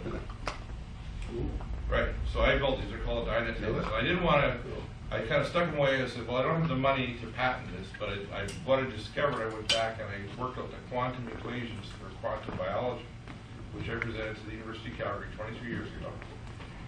And what I worked out was that water molecules actually retain what's called biophotonic energy. And the pyramid, what it really is, and this is the archetypes, the pyramid and the gold molecule, which is the only octagonal molecule, what they do is they have very interesting, it's called sacred geometry archetypes. They change the way the water molecules structure energy fields, scalar energy fields, so they literally are called living water. They retain and transmit the energy from the cell membrane, which is a liquid crystal microprocessor. It's actually a semiconductor. Your cell membranes are a liquid crystal, and the cell itself is very analogous to these fire star things. What they're doing is they're creating a scalar field. So your cell itself is a scalar field around the DNA. And so all cells talk to each other through the tight junctions that are 4 angstroms. And what I call them is, it's called a fractal phonon maser window. That's what it actually is. It's a fractal phonon maser window. So it's a sound, infrared light, and scalar wave. They're all harmonic that transmits through to the DNA. And how an organism is built is actually based on these scalar waves as codes of scalar fractal code, just like computer code. So only 4% of your DNA codes for the alleles. There's only 25,000 genes. We have as many genes, believe it or not, as little worms. And there's other organisms like flies and so on have 20, 30 times as many genes. But the thing that codes for us is the building instructions, which is the cytoarchitectonics, and it's all based in these scalar waves. So when you're seeing these field effects of this or a pulsed magnetic field that generates a scalar, what you're actually seeing is a generator of scalar energy fields that actually restructure the living water inside you that allows the transmission of energy from your DNA through your cell membranes all through your whole body. So every cell membrane, I call it membrane, B-R-A-I-N. Your membranes are actually liquid crystal microprocessors, and all the proteins that are stuck through it are actual antennae that transmit scalar energy through to the DNA to switch the DNA on and off. So only a very tiny amount of your cellular function is actually chemical messengers like, phosphorylase A and B and all these other chemical messengers. Most of the energy is light, sound, scalar, and what's called Bose-ion waves that travel at and beyond the speed of light. And that's why when you talk about biophotonic entanglement, how you can divide a twin 1,000 miles away, will know what the other twin's happening to another twin if they're in a car accident. The reason is there's biophotonic entanglement, and those are these Bose-ion waves that do not know the space-time continuum as we know. In other words, the space-time is only an illusion for the Bose-ion waves. Okay. So what I want you to do, first of all, put your arm straight out, this arm. Now make a fist. Okay. Now resist when I push down. You feel your strength there? Resist. Okay. Now I put the pyramid on her head. Okay. Now resist. a little stronger, right? Okay, now, when I put the pyramid up like this, resist. Oh. Okay, try it again, resist. Nothing, okay, put it back this way. Okay, resist, resist. There, she's back, I'll stand there for a minute. Okay, now what's happening, anybody know? Why is it flipped over like that, what? So, changes the energy. Well, I believe the side that you got facing down is the male energy, and when you flip it over, the male energy is more physical, and when you flip the pyramid, it causes the female energy. You're not necessarily losing energy, it's just going up into a higher form. It's going into a higher form. Okay, that transformation, leave that on for a minute, I'm not done. That transformation is represented in this, okay? And it's also represented by the Star of David, okay? And so what happens, you see pyramids right side up, and you pyramid upside down. At the point where that junction occurs out here, and then goes and does that again, becomes what's known as a scalar wave. The scalar wave is scaling between these two energies, yin and yang, male, female, okay? You can become physically strong on the spiritual energy when you've reached the point of what we call the philosopher's stone, or equal balance. Then you've got, and most people are very weak in their female energy, okay, very weak. Okay, so the next, now the next thing we do is this. I'm taking this off. Okay, now, go ahead, we're not done yet. More testing, okay. Now put your arm back out. After a second, put your arm out, now resist.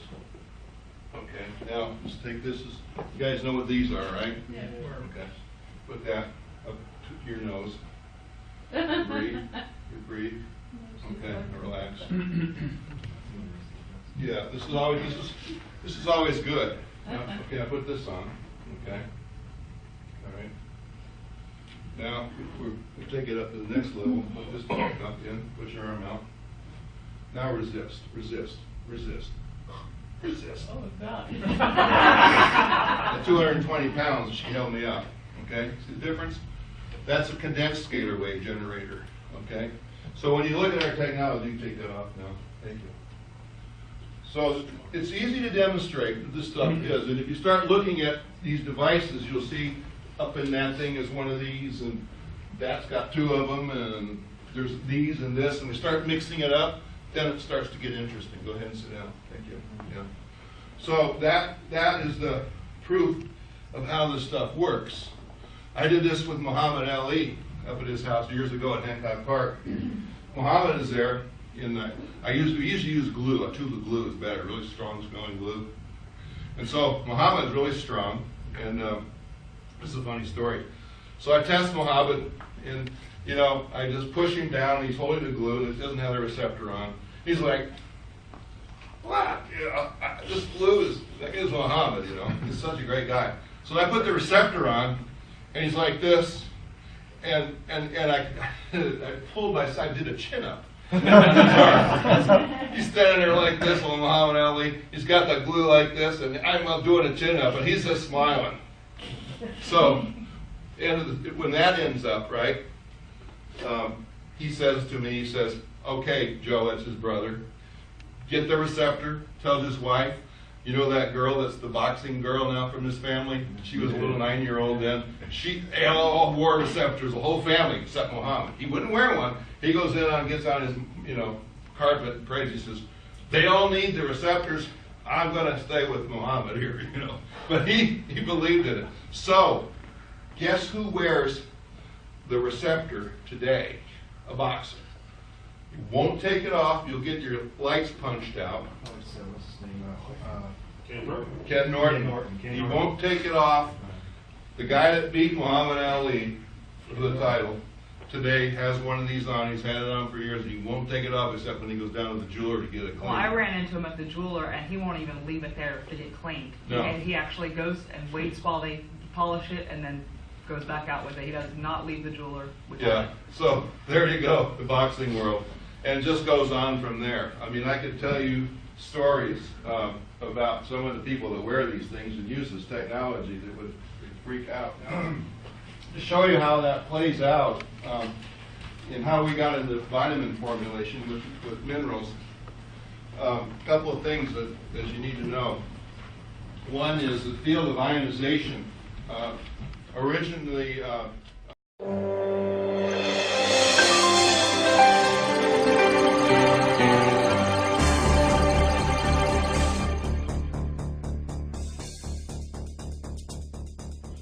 started by Dr. Kornblue several years ago, back in the 30s, for burn patients. It was discovered that negative ions reproduce cells in the body, okay? Your body should reproduce cells at the rate of 90 million per second if you're healthy. In the old days, in the days of clean air, the ion content of the air was about 500 to 1,000 negative ions to about 1,200 positive ions, okay? In tests at NASA, when we put people in positive ion environments, they would die in 24 hours if they didn't have the presence of negative ions. All of our spacecraft and a lot of our jet fighters have negative ionization built in. I had a friend of mine, his name was Thomas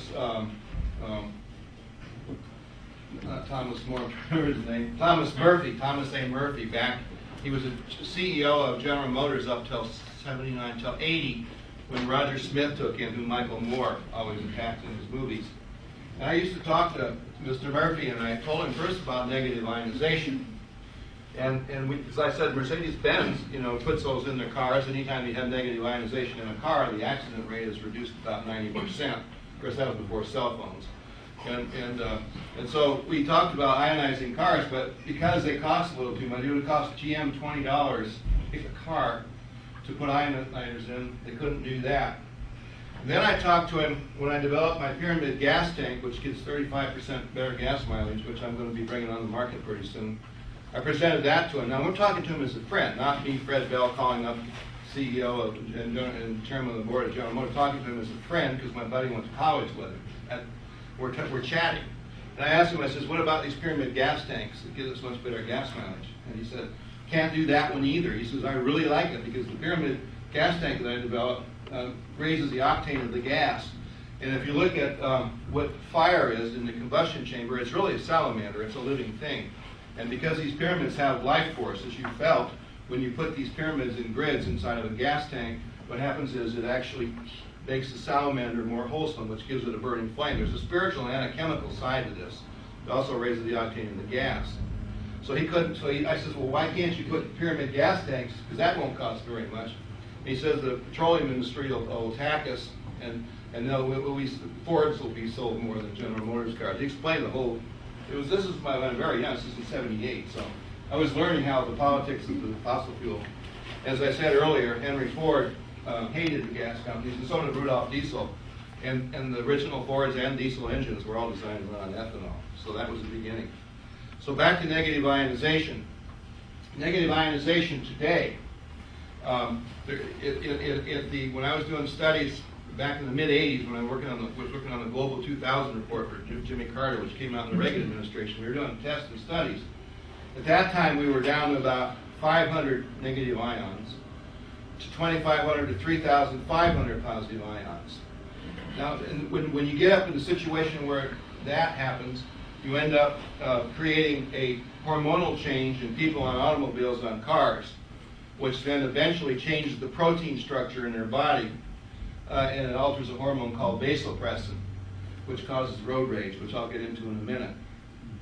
In a average, this machine over here is an aura cleanser. It's generating trillions of ions per cubic centimeter, so we don't have that problem in here. But in New York City, in a hot July afternoon, you'll have typically 50 or even 25 negative ions per cubic centimeter and close to 7,000 to 10,000 positive ions per cubic centimeter. So theoretically, a person could die driving around in an underground parking lot in New York on a July afternoon if they were to stay there long enough. Like I say, it takes 24 hours. So ionization became a very big thing with us. And we started building ionizers. I built lots and lots and lots of them for a lot of companies, most of my designs. When we got to studying ionizations, we also began to study the hormonal effects, primarily with vasopressin. Vasopressin is a hormone that's in the pituitary, made up of lysine and arginine.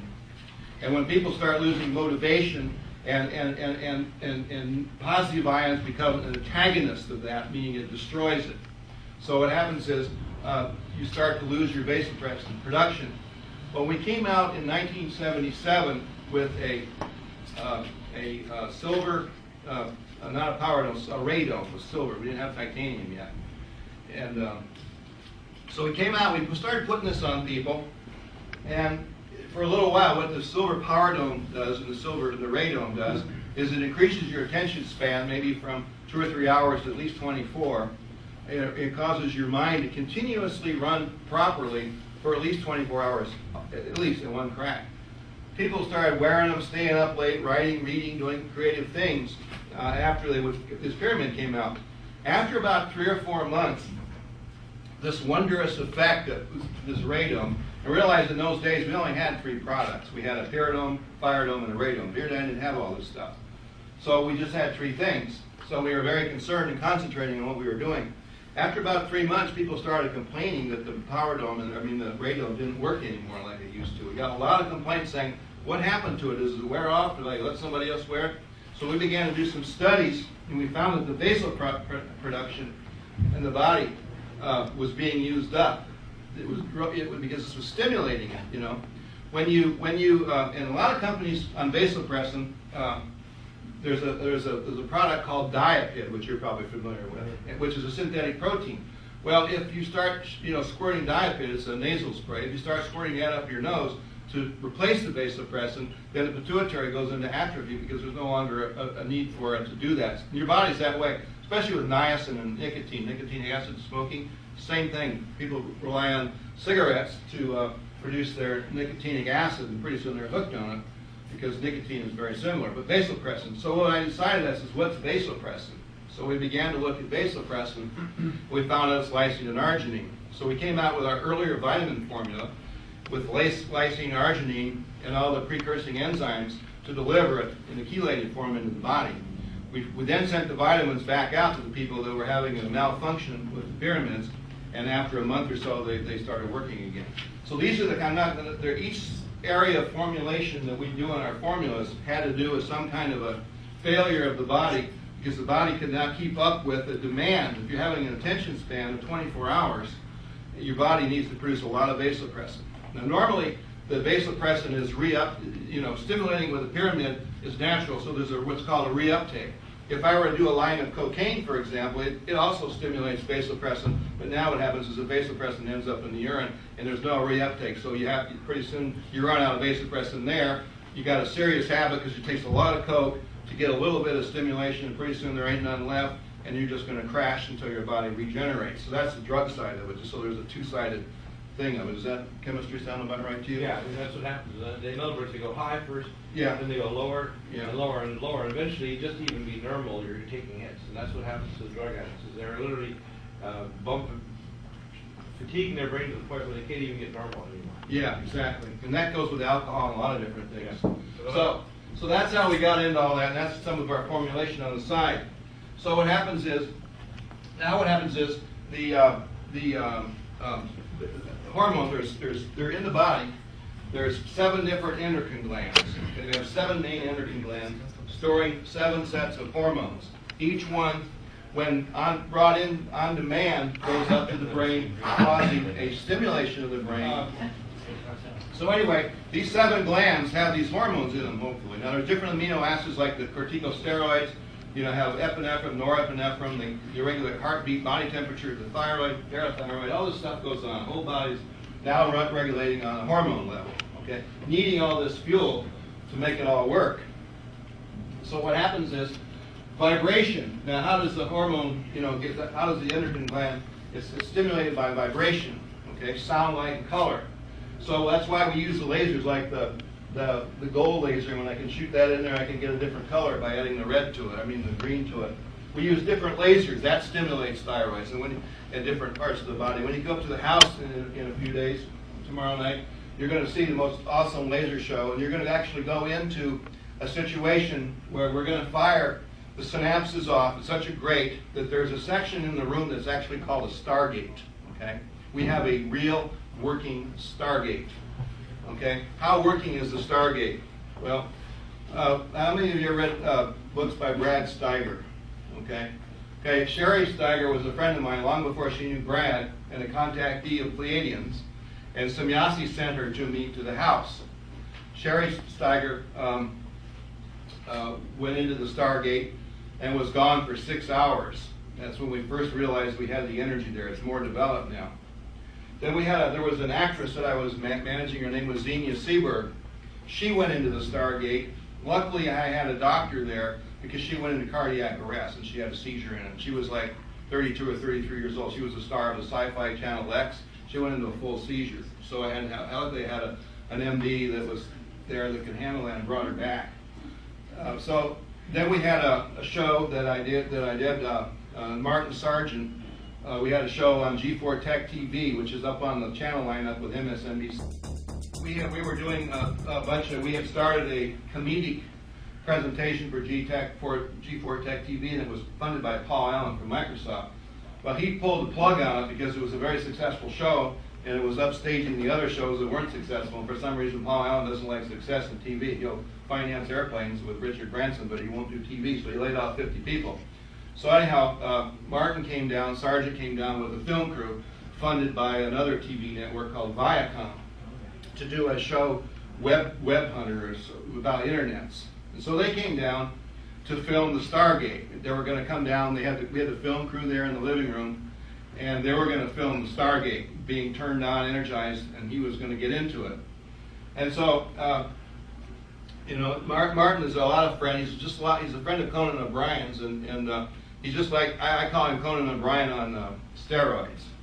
But he's a really cool guy. He's really fun. He's a lot of fun. So we filmed around the house for half the afternoon, and the nighttime came, and the Stargate was ready to energize, and we fired it all up. And his producer there, Paul, his producer, was there. Paul, I knew he wanted to go in the Stargate, but I knew Paul, he's one of those kind of energies, smoking and drinking coffee. You're not going to get in there with that kind of, and heavy meat eating and stuff. That wasn't going to get you in the Stargate. Whereas Martin was pretty lightweight. He wasn't drinking or smoking, but he was lightweight. So when time came, they thought we're just going to make a spoof out of it. That was the whole thing, because they were doing some interesting spoofy kind of shows. So they're down there to think that this is not going to happen, but it's okay. They'll film it not happening. Well, what problem was, it happened. We fired it up, and I'll show you in the room when you come up where it is. It'll be a little crowded up there. But when Martin went over in there, and he's on the microphone, he's got a wireless microphone, the film, 2 cameras are running, the lasers are on, he's walking over there into the corner where it is. He says, now I'm going to feel Dr. Bell's Stargate, And what happened was, he felt it. He went out, he went down, collapsed. He was out for about 15 minutes, gone. He wasn't faking it. Paul Block, the producer, and I think Don talked to him once on the phone, he wanted to work with PBS Radio, was like, this guy's got to be faking it. Martin was gone. He was out of it. He laid there for about 15 minutes and then started to come back, just like Sherry Steiger would, but revivable. And he came back, and he got up, and he's looking around, like, did this really work? Where did I go? What happened? And he said, and he told me, he said, he went out, he felt an Andromedan presence. He said he was in an Andromedan ship. He never in his life had any experience, never had a UFO. Then he's like Conan O'Brien, like that. And he told me about this alien, and I says, what did she look like? And then, of course, the comedic part came back, which I'll never know if he was serious about, because he said she looked like Greta Van Susteren. Oh, no. Yeah, from CNN. Yeah, so I thought that was kind of cute. Yeah. Poor guy. Yeah, so he said that was a hell of an experience, but he said he didn't care for the look of the alien. Yeah, so I mean, were you there when that happened? Kel was there. Yeah. So that's what happens in the Stargate. So realize this, how this technology works. Now, when you work with the endocrine system only works on vibration. So when you wear these components, okay, what happens is with a receptor, the hydrogen atom is made up of a series that says it's 1 electron, 1 proton. But what happens is, I think I have a slide on that, the electron does not go around the proton. It doesn't do that. In school, we're taught the electron goes around the proton, like the moon going around there. Doesn't do any of that stuff. No. What it does is it goes at, and by the way, there's no such thing as speed of light. Okay, that doesn't exist either. There's a speed of perception of light moving through a medium. That's what they call the speed of light. It's the perception. So it moves. This electron moves like a perception, but it stops at different points. When it stops at different points, it dances. It's called the dance of Shiva and Shakti in the holy religions that study this. When it dances, depending on its vibratory dance, it splits out and becomes a quark. The quark then has three different characteristics, up and down characters, they call them up and down, and which have subnames like charm, beauty, truth, justice. All these are names of quarks. Within the quark comes a hadron. Within the hadron is an omegon. An omegon is a particle coming out of this ether. When this electron dances, creates an illusion of a color from the astral plane. So all color comes from the astral plane. If you ever go there, it's self-illuminated. There's no sun. Okay. So what happens is when you work with lasers, you have a direct relationship with the omegons. So when you bring the lasers into your environment, you're opening up the electron flow in your body. Remember, every cell in your body has electrons repeating itself at 90 million per second. So you're starting to open up, when you use lasers, a consciousness of the omegon. Now, the way consciousness works in the human form, it's exercise. How many of you in here like to get up in the morning and go jogging and work out? How many of you? How many of you actually do it?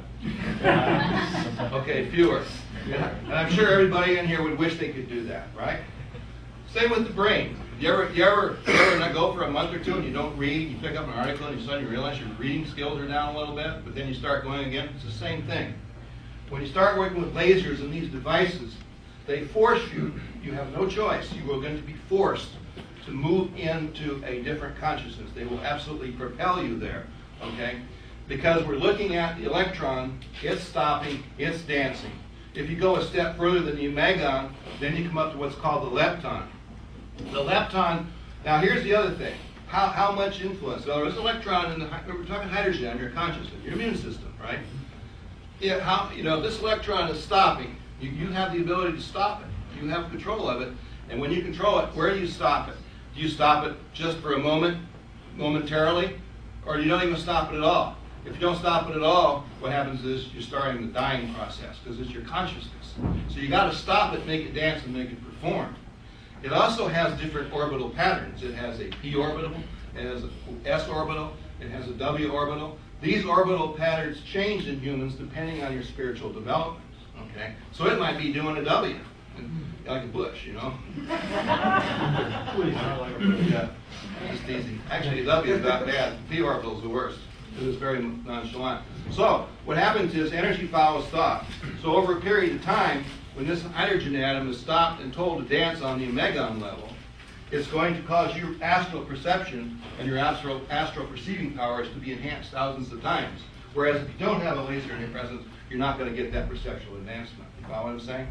That's how lasers were eventually developed anyway. I helped develop lasers with Hughes in 1966 when we started developing with a Ruby tube. Laser is light amplification by stimulation, emission, and radiation. It came from a family called Maser, which is an amplifier that we use in the telescopes, the radio telescopes, was microwave amplification by stimulation, emission, and radiation. Okay, so you ought to be thoroughly confused now with that. Okay. But I'm just saying we have the background. Going past the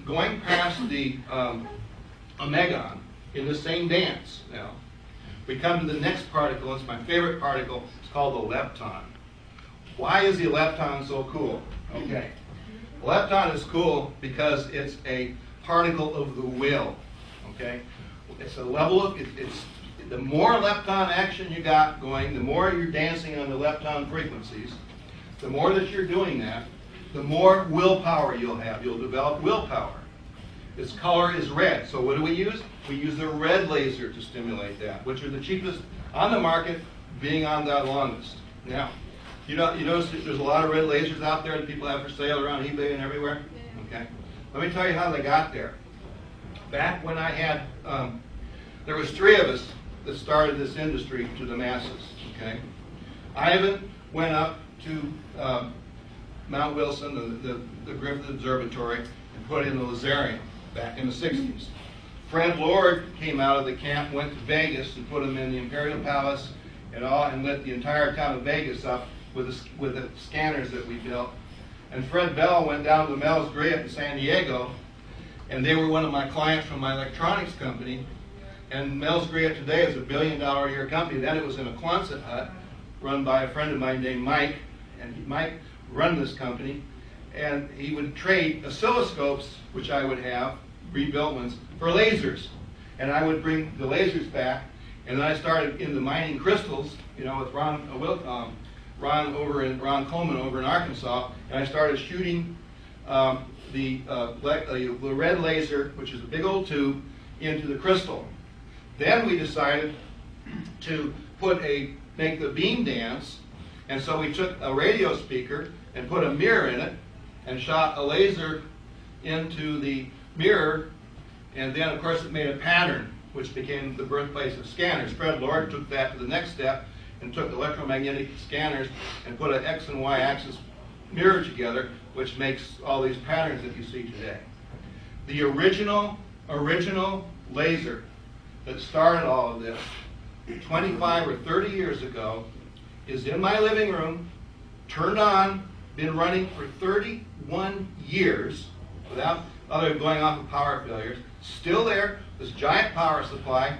The original speaker is still up on the ceiling with a mirror in it. You'll see the first one.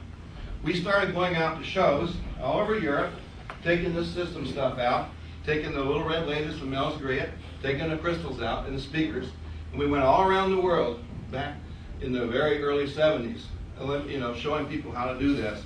And now you see the industry how it is today. It's even down to these things. So I was one of the 3 guys that started this worldwide. So when I talk about lasers and crystals, I do have a bit of working knowledge. We even have them in Tibet. The Dalai Lama, Tenzin Gyatso, has them. I put a system over on Kauai in the Big Island. I sold a 700-pound crystal. They had a Buddhist group over there of the whole world. They put 30 lasers into it. I showed them how to light it up. People come, they call it the Shiva Lingo crystal. They come from all over the world to see that. It's amazing. Yeah. Seen it? Yeah, I put it there. So I'm not just making this stuff up, for those of you that are skeptical. So what happens is, when you get down to the lepton is the willpower. The willpower is the pineal gland, okay? Pineal gland likes to do 2 things. If you're spiritually inclined and getting spiritual stimulation, it becomes very active with serotonin, but serotonin does not go throughout the body. It's contained. It's moved around in the brain, but it's contained. If you're not very spiritual, like most people aren't in this world, it produces melatonin, which is a very physical thing in the body. Serotonin, melatonin. Now, what serotonin is for originally in our bodies, how many of you remember when you were little kids and you have your parents are fighting or some loud noise goes off, whereas today it wouldn't bother you, but you're this little kid and it's just like this war is going on, boom, boom, boom. You feel this emotion, these strikes and boom, bang, and the sounds are horrible, but you don't feel that now. Well, serotonin is a hormone that would then secrete out into the brain as a child to allow you to absorb this emotionally and not get, completely wrecked from it. Serotonin also is used it's called the death hormone, in the fact that somebody's been married for 40 or 50 years, the spouse dies, the other person wills themselves to death. Serotonin then comes out, will choose something to shut down the heart or something, and it will shut down an organ in the body so that person can go to the other side to be with whatever their desires are. So that's how that one works. When you take LSD or mushrooms, what happens is the serotonin is displaced by psilocybin or lysergic acid. It's displaced. So in other words, what happens now is serotonin is mocked up by the drug. So the serotonin is pushed out of the way and the drug mocks it up. But the difference is now the drug is a living characteristic. It's a living thing. So it allows you to see the walls and the halls and the secrets behind nature. And the way it works is, you know how you pick up a seashell? The seashell has what's called a Fibonacci curve to it. 2 and 3 is 5 and 3 is 8 and 11 and so on. The same curve is inside these receptors of the way the pyramids lay out, the Fibonacci series. you hear the sound. It's a Fibonacci curve of sound. If you take a mushroom, like a magic mushroom, psilocybin, you dissect it and look at psilocybin, slice it in half, you'll see these little tiny chambers in there, okay? Those are called chordal chambers. What happens is those chordal chambers in the right mushroom, not a poison one, will create a resin that when ingested forms a Fibonacci-like effect to take you into the universe. And that's how the drug works. It rearranges serotonin in a Fibonacci-like effect within the brain, which then opens up or unlocks the brain for that certain period of time. Now, most people, when they use these as sacraments for spiritual development, usually you get one, if you're doing it right, there's only, your body is purified, you're not dealing with poisons of the liver, and you'll get 1, 2, 3, 4, 5, 6, 7, 8 steps, and it's over with. And then while you're taking the steps, it's a wonderful experience, but when it's over with, it's over with.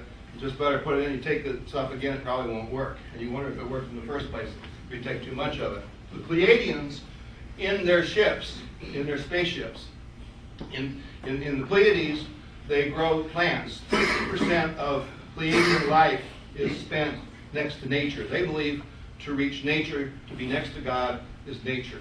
Whereas here, we don't look at nature quite the same way, but that's how they look at it.